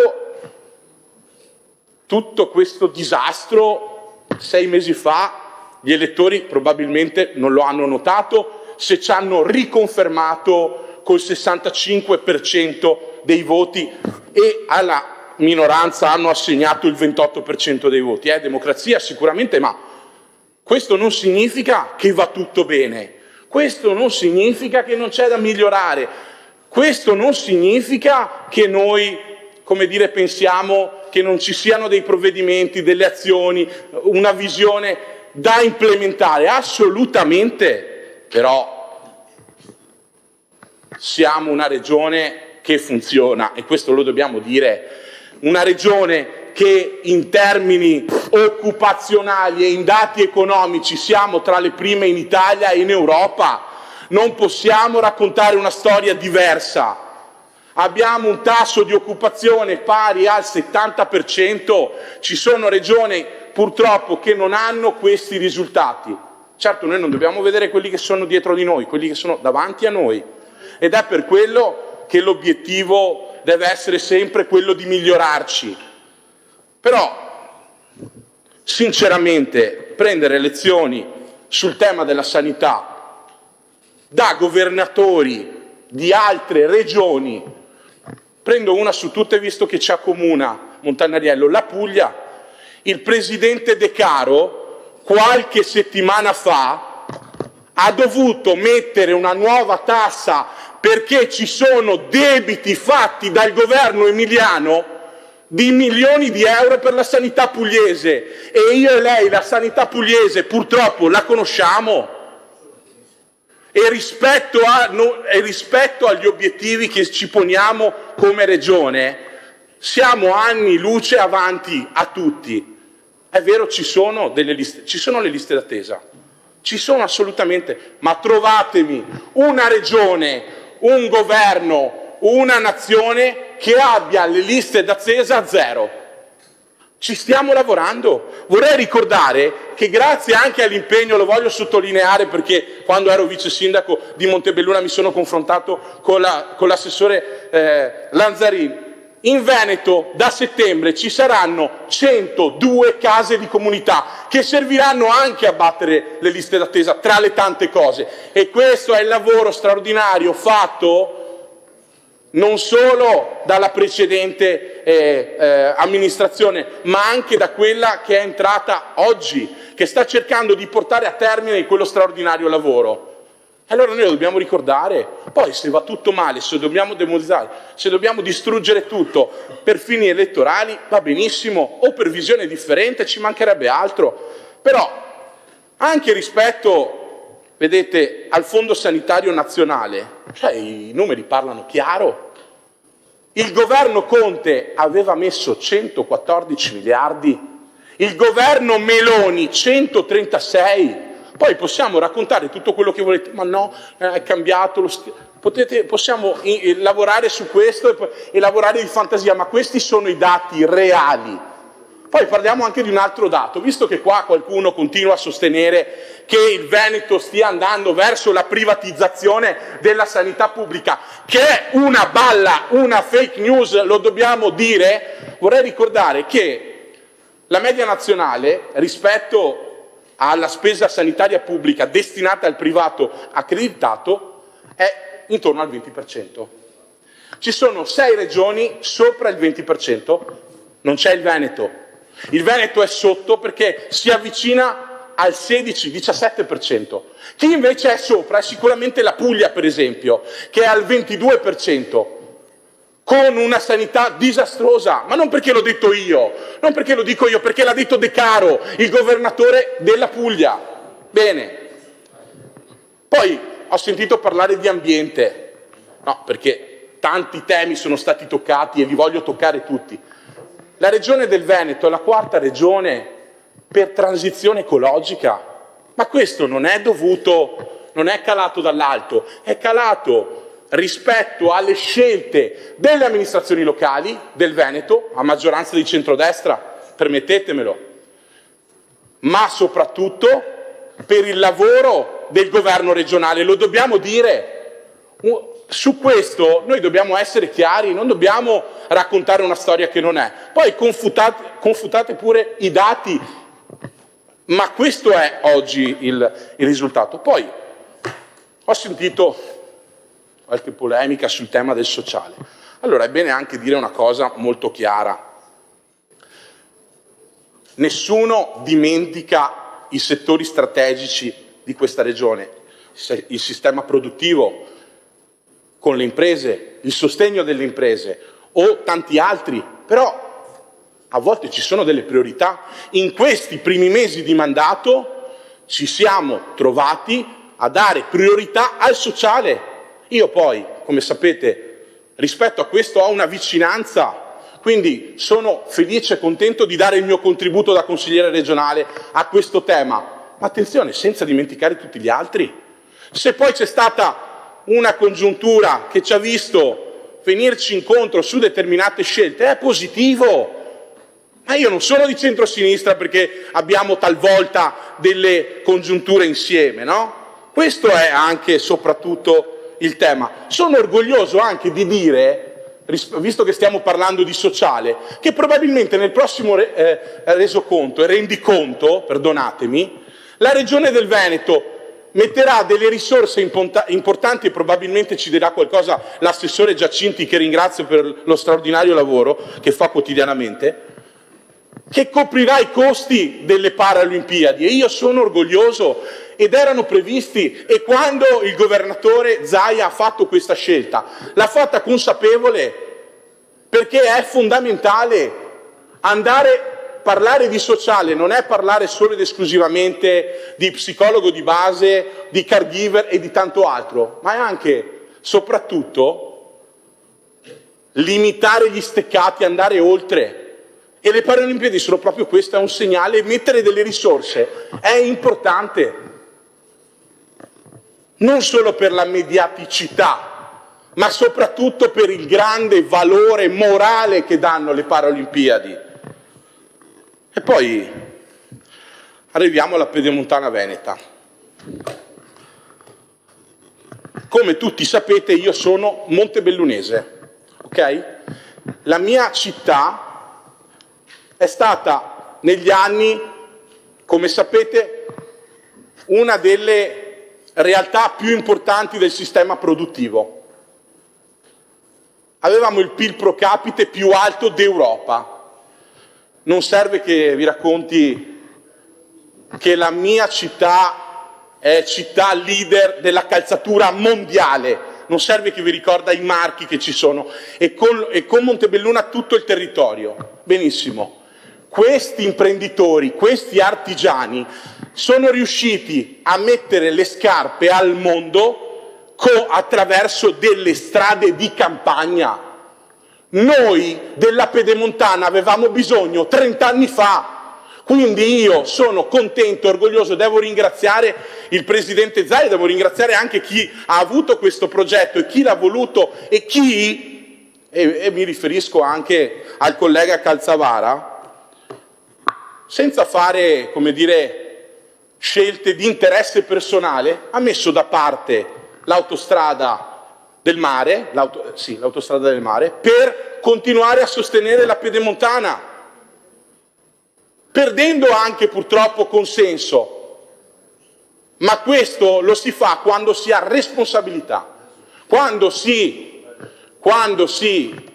governa, si amministra, e lo si fa per tutti i veneti e non solo per il proprio territorio. Tenuto conto che oggi è fondamentale poi continuare, visto che qualche mese fa è stata, come dire, tirata fuori, è ovvio che l'autostrada del mare è un'opera che noi dobbiamo continuare a sostenere, dobbiamo portare a termine, però ci sono delle priorità, ci sono delle spese, noi non siamo abituati a fare debito. Noi veneti in generale siamo abituati a fare con quello che abbiamo, e questo ce lo dobbiamo ricordare ogni santo giorno. Allora adesso concludo rivolgendomi ai colleghi della maggioranza di centrodestra, perché vedete, purtroppo ultimamente anche fuori da qui qualche inciuccio c'è, dobbiamo dirlo, ho letto proprio di qualche settimana fa che c'è la volontà, per esempio, della provincia di Vicenza di andare, insieme allegramente tra PD e Lega ed escludere, per esempio, Fratelli d'Italia. Quindi purtroppo qualche problema lo abbiamo, ma in quest'Aula e in questa sede mi rivolgo proprio ai consiglieri di maggioranza. Dobbiamo rimanere uniti, dobbiamo fare squadra. Io non credo e non ho mai creduto all'uomo solo al comando. Io penso che il risultato straordinario che abbiamo fatto in questi anni e che continueremo a fare lo facciamo se siamo squadra. Questa è la mia visione, quindi non dobbiamo prestare il fianco, se non per logiche che non voglio comprendere, ai colleghi della minoranza con cui il dibattito è continuo, è costante e come ho detto prima, però siamo sicuramente due cose diverse e io lo ribadirò sempre e l'ho dimostrato non solo in questo intervento ma lo dimostro quotidianamente con i fatti. E allora io ricordo a tutti che in questo mandato la nostra forza è la coalizione e questo noi dobbiamo portare avanti. Dobbiamo portare avanti. Presidente, pensa che sia corretto che un consigliere che sta intervenendo venga deriso? Questo è il rispetto istituzionale che portano i consiglieri regionali dell'opposizione? Finisco qui, grazie. Grazie consigliere.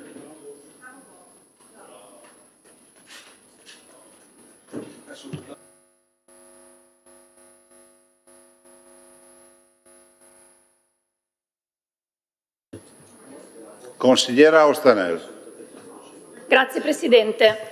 Ma io sto assistendo ad uno spettacolo che a me sembra davvero surreale e ci terrei a dire perché. Perché ieri l'intervento che avevo fatto in quest'Aula, e mi rivolgo all'assessore Marcato, non era assolutamente tenero con il Presidente Stefani, perché io non ho mai avuto dubbi che se voi governate da 20 anni, magari con qualche sfaccettatura diversa, siete sempre la stessa destra, da quando c'era Galan nel 2015 e poi ci rientrerò, e fino ad oggi. State governando voi questa regione da 20 anni e io non ho mai avuto dubbi sul criticare le scelte che avete fatto. Ma il dibattito oggi è surreale perché in quest'Aula è esattamente la rappresentazione del documento che stiamo votando. È surreale che voi stiate parlando di voi usando quest'Aula invece che parlare dei problemi dei veneti. E potrei citare dei vostri virgolettati perché davvero mi chiedo cosa stiamo facendo oggi qui. Anzi, mi ricorda e mi tornano in mente alcuni dei momenti dell'ultima legislatura, se lo ricorderà Calzavara, quando eravate così divisi per la famosa addizionale IRAP che l'assessore aveva proposto all'epoca di introdurre, ma Fratelli d'Italia non la voleva, e oggi Forza Italia non la voleva, oggi sembra esattamente di respirare quel clima. Perché da ieri abbiamo Calzavara che dice i nostri capigruppo non sono presenti, abbiamo oggi Marcato che sostanzialmente dice fondiamo un nuovo gruppo, mi sembra di sentire dire fondiamo il gruppo Zaia, altrimenti io me ne vado. Abbiamo addirittura Borgia che dice abbiamo un problema su Vicenza, usa quest'Aula per mandare un messaggio agli alleati e dire mi raccomando a Vicenza non ci alleiamo col PD. Sento Barbisan dire non faremo mai più l'alleanza o l'inciuccio con il centro-sinistra, quando io spero non ci sia mai stato un inciuccio, almeno ad Alleanza Verdi-Sinistra non risulta. Allora, oggi state usando quest'Aula per regolamentare i conti che non avete regolamentato evidentemente dopo le elezioni di questa regione. Vi state parlando oggi, usando quest'Aula, che è il Parlamento dei Veneti, per regolare i vostri conti personali. E la politica non è questo, E il motivo per cui la metà dei veneti non è andato a votare forse è proprio questo, perché voi continuate a dire voi siamo in democrazia, voi perdete. Certo, io non ho mai detto che abbiamo vinto le elezioni e sono sempre entrata in quest'Aula portando con chiarezza le mie idee, fino a che quelle idee magari cresceranno, come sono cresciute dalla prima volta che sono entrata in quest'Aula. Ma sapete cosa c'è? Che fino a che il teatrino della politica sarà questo, quello che voi proponete ai veneti, un regolamento dei conti usando il Parlamento dei Veneti, il 50% ed oltre delle persone non andrà a votare. Quindi per me lo spettacolo a cui stiamo assistendo è talmente surreale che vi lascerei qui da soli, perché potreste intervenire da soli e avete tantissimo materiale. Sapete qual è il problema? È che non state parlando dei problemi dei veneti, state parlando di voi.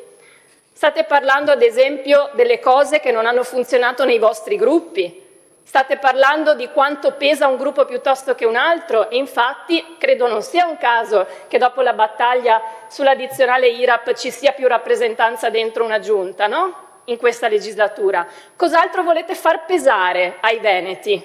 E poi Barbisan dice una cosa gravissima. Dice che le minoranze vorrebbero gli emendamenti del collegato per avere il nome e cognome sugli emendamenti. Ma lei davvero pensa che la politica regionale, il consigliere regionale, arrivi così in basso? Davvero? Beh, credo che invece quello che abbiamo provato a fare sempre da questa parte non sia stato esattamente questo.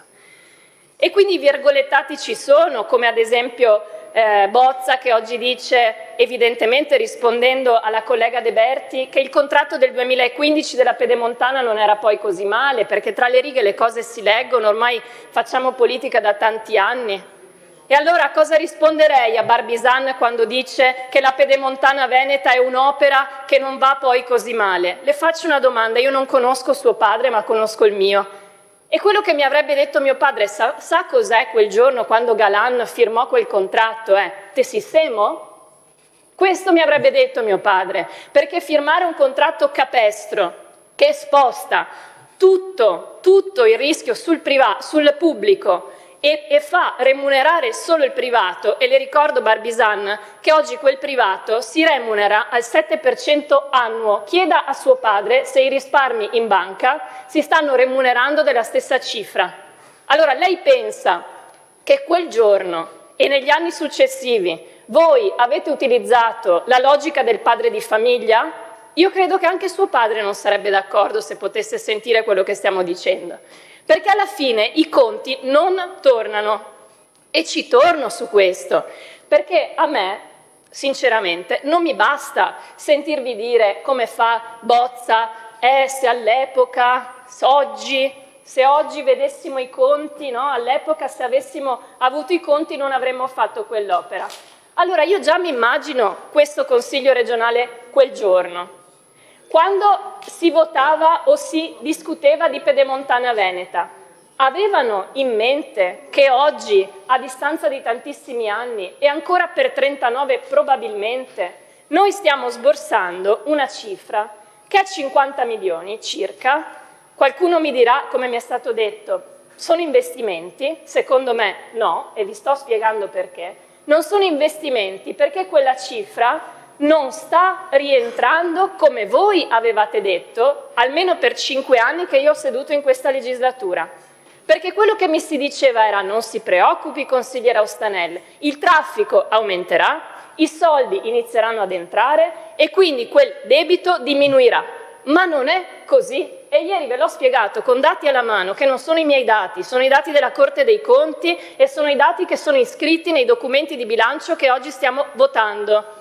Perché se noi vediamo che avete accantonato dei soldi per un contenzioso, oltre 50 milioni, e se sto vedendo che il canone aumenta di oltre 25 milioni, ma stanno entrando solo 13 milioni in più, prendetevi la calcolatrice, fate un conto e andate a vedere che non è vero quello che ci avete raccontato per i 5 anni precedenti, ma che evidentemente raccontavano anche le legislature precedenti, perché qui eravate sempre seduti voi, che quell'opera stava rientrando dei suoi costi.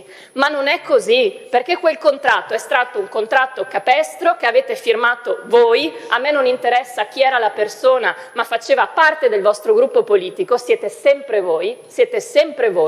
A me non interessa sapere chi, mi interessa sapere oggi cosa vuole fare questa maggioranza. Perché invece Calzavara ha ragione a dire una cosa. Io qui non ho sentito ancora una risposta nel merito da parte della Giunta ed è il motivo per cui io ieri ho chiesto, come da lettera formale, che il Presidente Stefani fosse presente.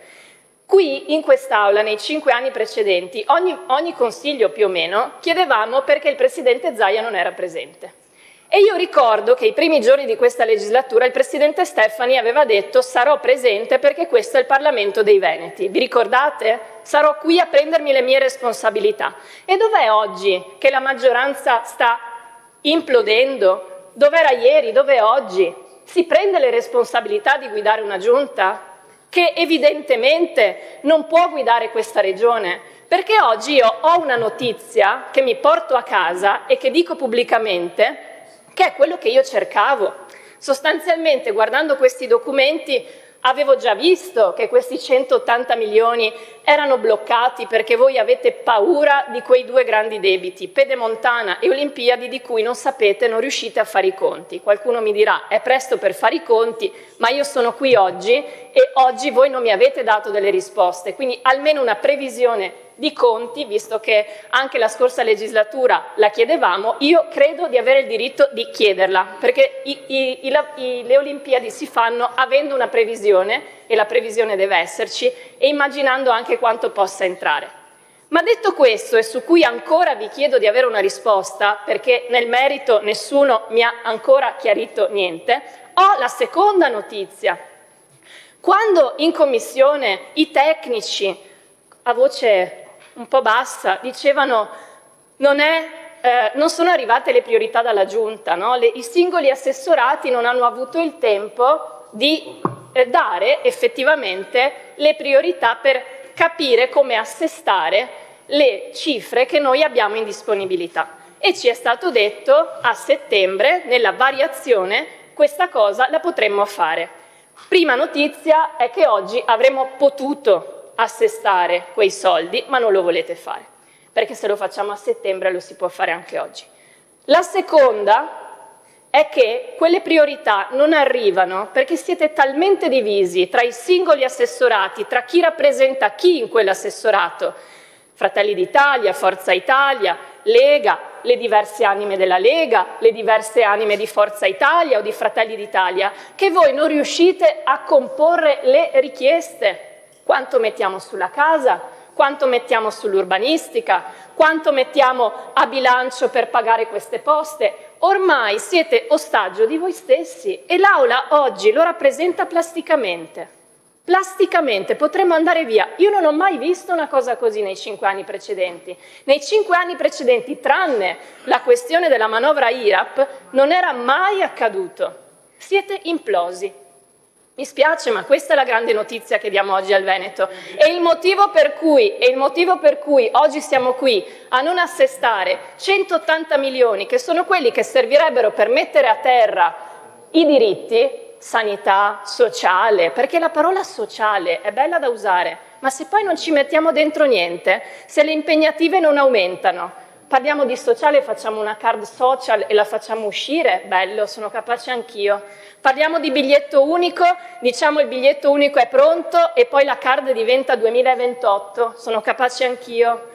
I soldi, caro Barbisan, sono l'unica cosa che mettono in moto le politiche e le decisioni di una giunta.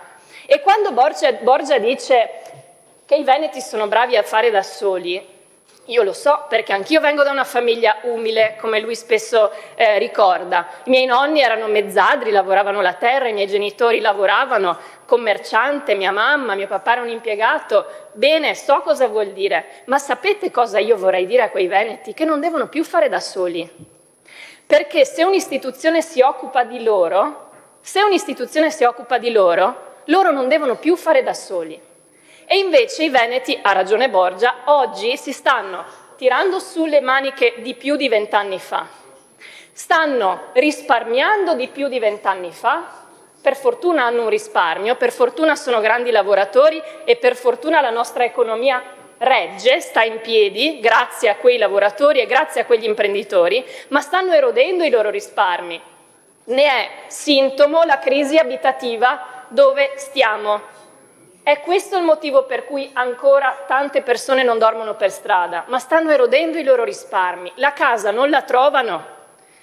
Allora fare da soli, come pensa Borgia, con i conti in ordine, non è il modello di Veneto che noi vogliamo. E crediamo che non lo vogliano neanche quel 50% di veneti che non sono andati a votare, a cui noi non riusciamo a parlare, ed è vero, l'autocritica l'abbiamo fatta 1000 volte, no? Se no non saremmo al 28%, ma neanche voi ci state parlando perché non vanno a quelle urne.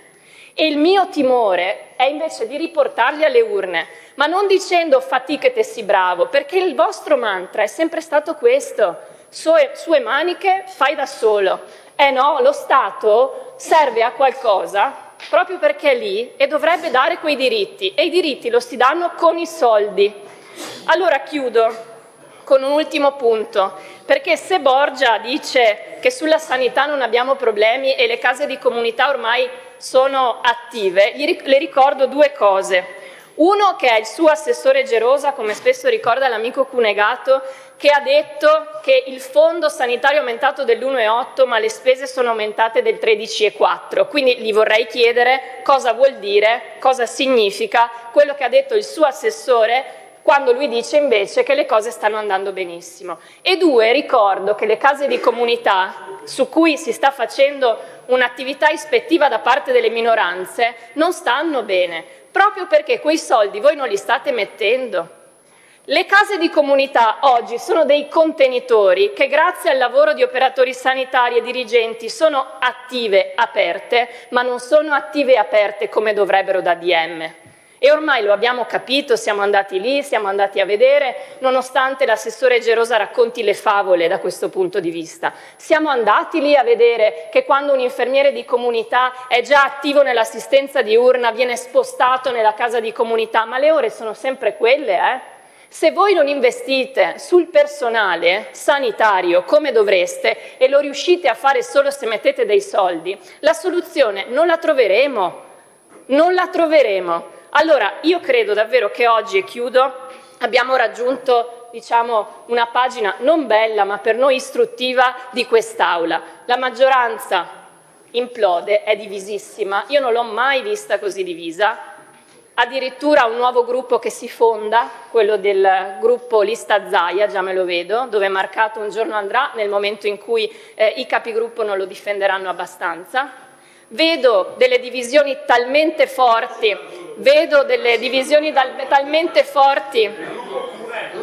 Presidente.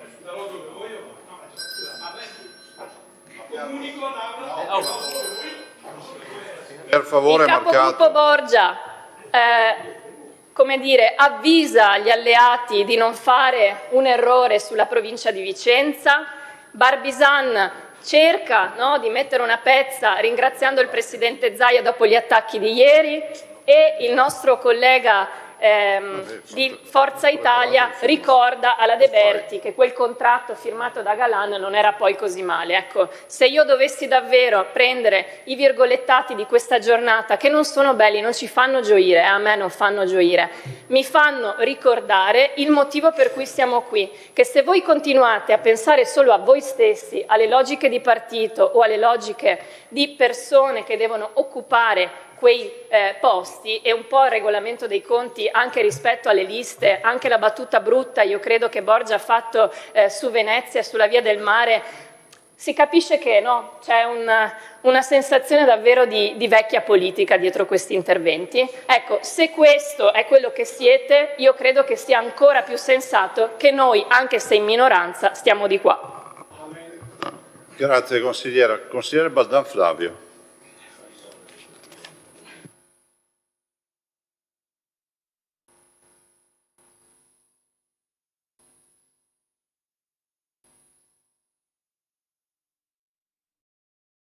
Perfetto, grazie Presidente, signori consiglieri.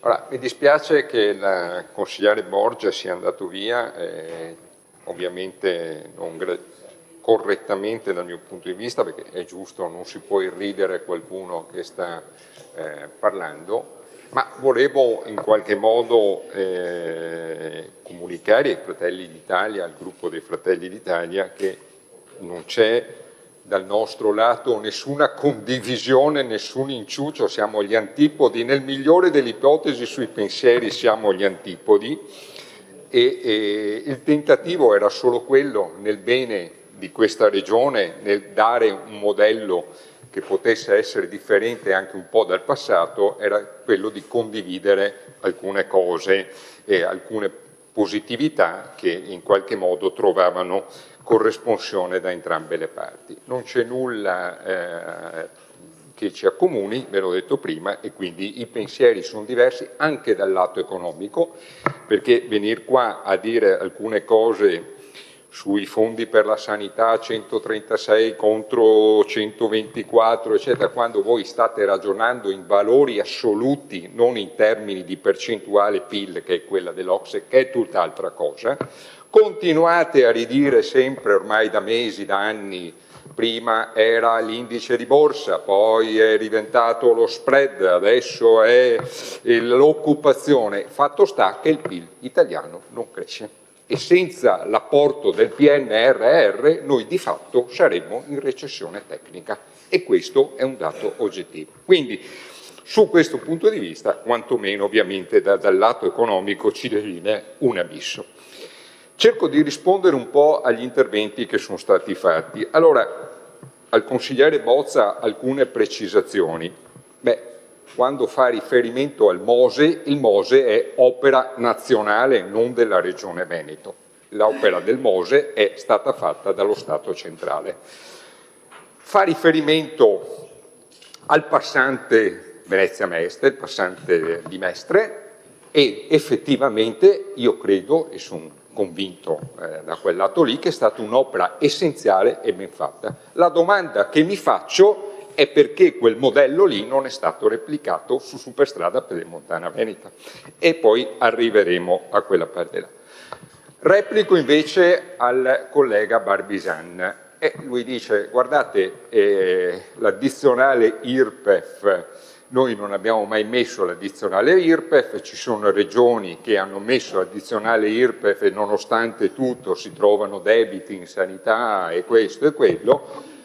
Io credo che invece sul discorso redistributivo del reddito, tanto più che il reddito pro capite del Veneto è sopra la media nazionale e anche quest'anno è cresciuto di oltre 1.000 euro, anche se va dedotto la spesa sanitaria out of pocket che è di circa poco più di 800 euro, io credo che un criterio ridistributivo dal lato anche di una regione importante e ricca anche dal lato privato, sia in termini mobiliari che immobiliari, vada assolutamente fatto ed era l'idea di questo. Dopodiché, se l'addizionale IRPEF viene messa, è ovvio che le spese vanno in qualche modo verificate, controllate, deve essere una spesa che sia utile non certamente per fare cattedrali o nel deserto o per trovare situazioni che accontentino poco e non siano funzionali allo sviluppo di questa regione. Trovo altresì così da specificare che io l'avrei anche preferita all'aumento dell'imposta all'IRAP, perché per me l'IRAP è la peggiore imposta che c'è. L'aumento dell'imposizione sulle attività produttive in una regione, come dice Barbisan, fatta di piccolissimi imprenditori, eccetera, è ancora più angosciante dal mio punto di vista e negativa rispetto all'addizionale IRAP. Però è stato fatto, ed è stato fatto perché? È perché i conti di Superstrada Pedemontana Veneta, per quanto ce ne dica la consigliera De Berti, e per quanto fosse l'opzione migliore da questo punto di vista, perché lei ha detto io ho studiato tutta la storia di Superstrada Pedemontana Veneta, io lì non ho ben capito il passaggio perché lei fa riferimento a 300 milioni, ma 300 milioni per 40 anni fanno 12 miliardi, che è più o meno i 12-13 miliardi attuali. Non so se era escluso la parte della manutenzione, eccetera. Fatto sta che lei dice, guardate, l'opzione del project financing che abbiamo fatto, del partenariato pubblico-privato che abbiamo fatto, era la migliore. Io ieri, abbiamo dibattuto ore e ore qua, sono andato via, abbiamo finito il Consiglio con due cose che assolutamente io non ho compreso e ho cercato di darmi una spiegazione, ma non ho dal mio punto di vista capito bene da questo punto sotto l'aspetto diciamo sostanziale. Uno, noi merito, chiamiamolo anche cigno nero al contrario, dopo anni e anni, non so, non riesco a quantificarli, ma insomma dopo un periodo importante, ci troviamo con un avanzo di bilancio che poteva essere più corposo, certo. Abbiamo sottolineato ieri che c'erano una parte consistente di accantonamenti, però ci troviamo con un avanzo di bilancio. è 130, è 150, è 160, non si capisce, ma comunque c'è. Ci siamo chiesti se su questo avanzo di bilancio probabilmente c'è una parte di liquidità, di cassa corrente, fra virgolette, e non solo una parte, diciamo, in proiezione vincolata o per, utilizzabile in proiezione, se c'è una parte corrente, se questa parte corrente poteva essere utilizzata almeno entro questo mese, non rinviandola a settembre. E perché lo dico questo? Ha ragione prima il consigliere Marcato quando fa un riferimento alle attività produttive, al lavoro, all'impresa. Siamo in una situazione di emergenza. Sentire quello che è successo ieri o che sta succedendo a livello nazionale, dove mi mettono 10 centesimi di ribasso del gasolio per 10 giorni, mi chiedo se stiamo rasentando veramente il ridicolo. Noi avremo bisogno, io presenterò un emendamento, quella parte corrente dal lato produttivo, è una parte io l'avrei utilizzata in qualche modo per stemperare le questioni energetiche, tanto più, come sottolineava il consigliere Barbisan, che questo è un territorio dove artigiani, piccole, piccolissime e medie imprese fanno a maggiore e avrebbero bisogno di contributi di questa. E senza l'imprenditoria, senza il lavoro, senza poi l'effetto tassazione che questo comporta per ridistribuire poi anche a livello sociale quello che serve, sarebbe stato evidentemente utile. E invece di questo non ne abbiamo assolutamente parlato. Ci siamo concentrati sugli accantonamenti, in particolare quelli su Superstrada Pedemontana Veneta, sulle Olimpiadi. In parte è corretto, non abbiamo ancora i dati perché una parte non sono stati forniti, una parte non sono conclusi giustamente, quindi non abbiamo un dato puntuale su cui ragionare. Sono stati fatti degli accantonamenti preventivi, saranno sufficienti, non saranno sufficienti, non lo so, e lo lasciamo momentaneamente da parte. Rimane il capitolo Superstrada Pedemontana Veneta, lì sì che possiamo dire qualcosa di più concreto. Siamo stati 8 ore, 6, 3, 4 ore a ragionare, io non ho ancora capito una cosa.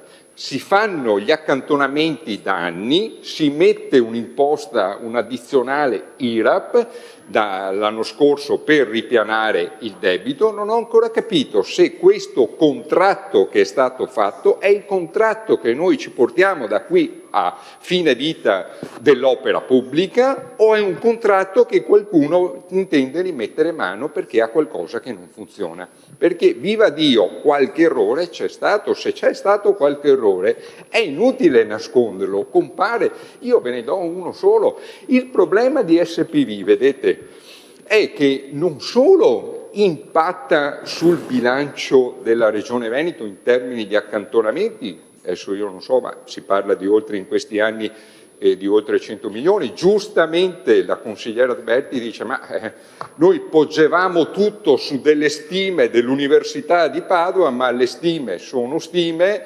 ovviamente hanno delle complicazioni. Pensavamo passassero 27.000 passaggi, ne passano poco più di 22, quello che è. È chiaro che ci troviamo un gap, è innegabile, e questo gap ce lo portiamo avanti. Allora, io non ho ancora capito se abbiamo intenzione, dal lato di questo Consiglio regionale, per evitare ulteriori accantonamenti dal lato prossimo, futuri, o per recuperare denaro, perché Superstrada Pedemontana Veneta non è, al di là dell'aspetto finanziario che impatta sui conti della Regione, mi preoccupa perché non consente di avere una visione sulle altre opere infrastrutturali che servono a questa Regione. E le opere infrastrutturali sono fondamentali per la produttività, per le imprese. Allora, quando noi ci troviamo, è inutile che lo ripeti ovviamente, ma lo sanno anche i sassi, ci troviamo dal fatto che una statale regionale come la Romea, la statale 309, considerata la più pericolosa, tra le più pericolose strade d'Italia. E siamo ancora fermi lì e non capiamo bene se abbiamo i soldi, se c'è ANAS, se c'è un contributo, e dobbiamo ancora fare questo. La stessa Via del Mare, tra l'altro, il consigliere Borgia dice è stata sospesa. No, guardi, il consigliere Borgia è stata sospesa molto banalmente, ma l'ha ricordato la consigliera De Berti ieri, perché manca la bancabilità della società che ha vinto l'appalto.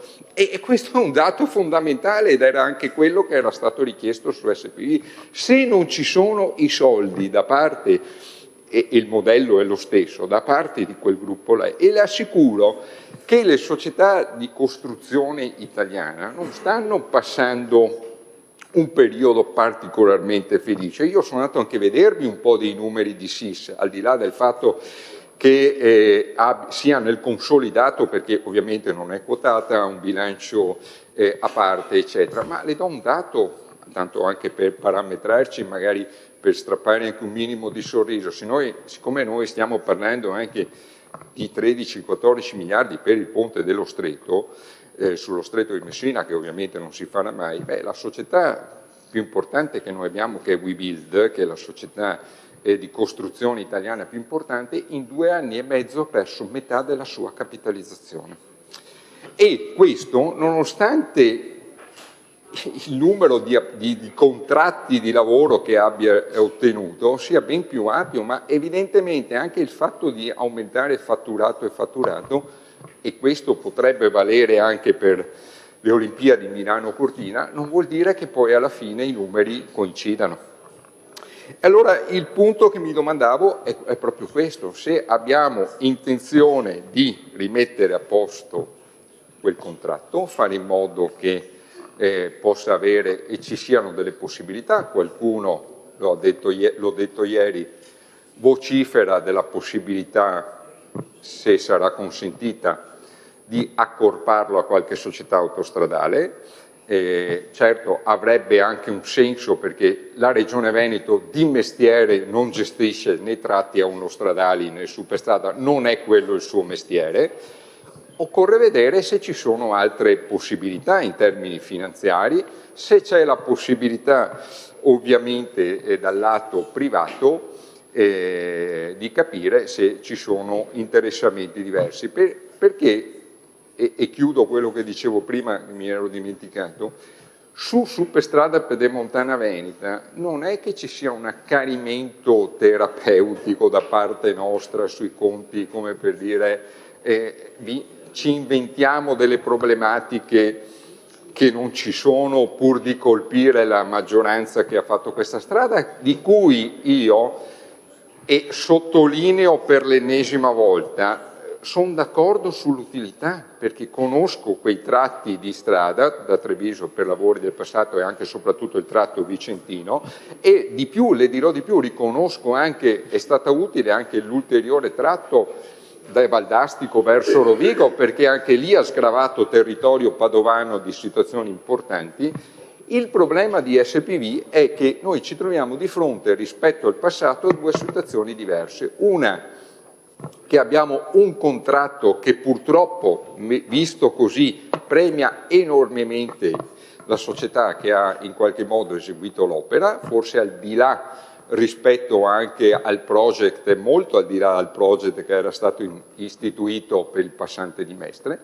E la seconda considerazione, che è altrettanto importante, guardate, che fa anche un po' la differenza, per questo dovremmo anche riflettere, che noi siamo andati a chiedere come Regione Veneto, e siamo garanti, di quasi 2 miliardi per completare l'opera. E il fatto che noi accantoniamo in continuazione e dobbiamo ottemperare gli impegni di pagamento è perché se saltassimo una cedola di quei 2 bond che abbiamo garantito e sono stati emessi e garantiti da Regione Veneto, una sola cedola comporterebbe il fatto che Regione Veneto non potrebbe avere più accesso al mercato dei capitali, perché di fatto farebbe default. E quindi questo non consentirebbe in futuro anche di replicare uno schema in cui si prendono a prestito i denari perché se non si hanno a disposizione l'altra alternativa è quella di chiederlo al mercato dei capitali. Detto questo, e chiudo, io mi auguro, lo ripeto da questo punto di vista, che oggi è il 28 di luglio, mi auguro che la decisione che diciamo non è condivisibile, almeno per quel che riguarda il movimento, di aver procrastinato quella parte di utile corrente che poteva essere da subito utilizzata. Io credo che questo sia il momento veramente importante, un passaggio che non è colpa certamente di Regione Veneto, ma è un contesto internazionale, uno scenario internazionale su cui però noi siamo chiamati a fare i conti anche noi, da regione importante, da una regione che rappresenta il 10% del PIL del nostro Paese.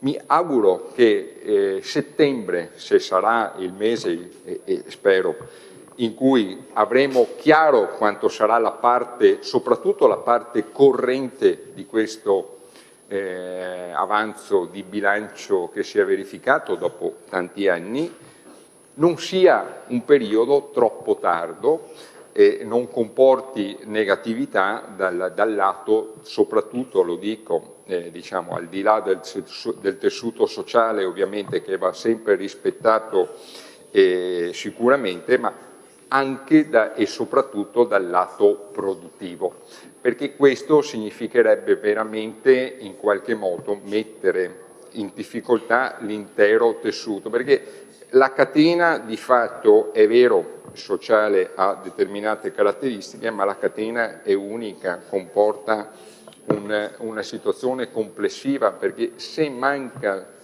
la complessità e la parte produttiva, anche la stessa parte lavorativa, ricordiamo quanti sono i tavoli di crisi aperti in questa regione e che potenzialmente potrebbero sfociare in licenziamenti di vario tipo. Quindi mi auguro che non sia stato così negativo posticipare dalla fine di luglio, come noi avevamo richiesto, alla fine di settembre. Grazie.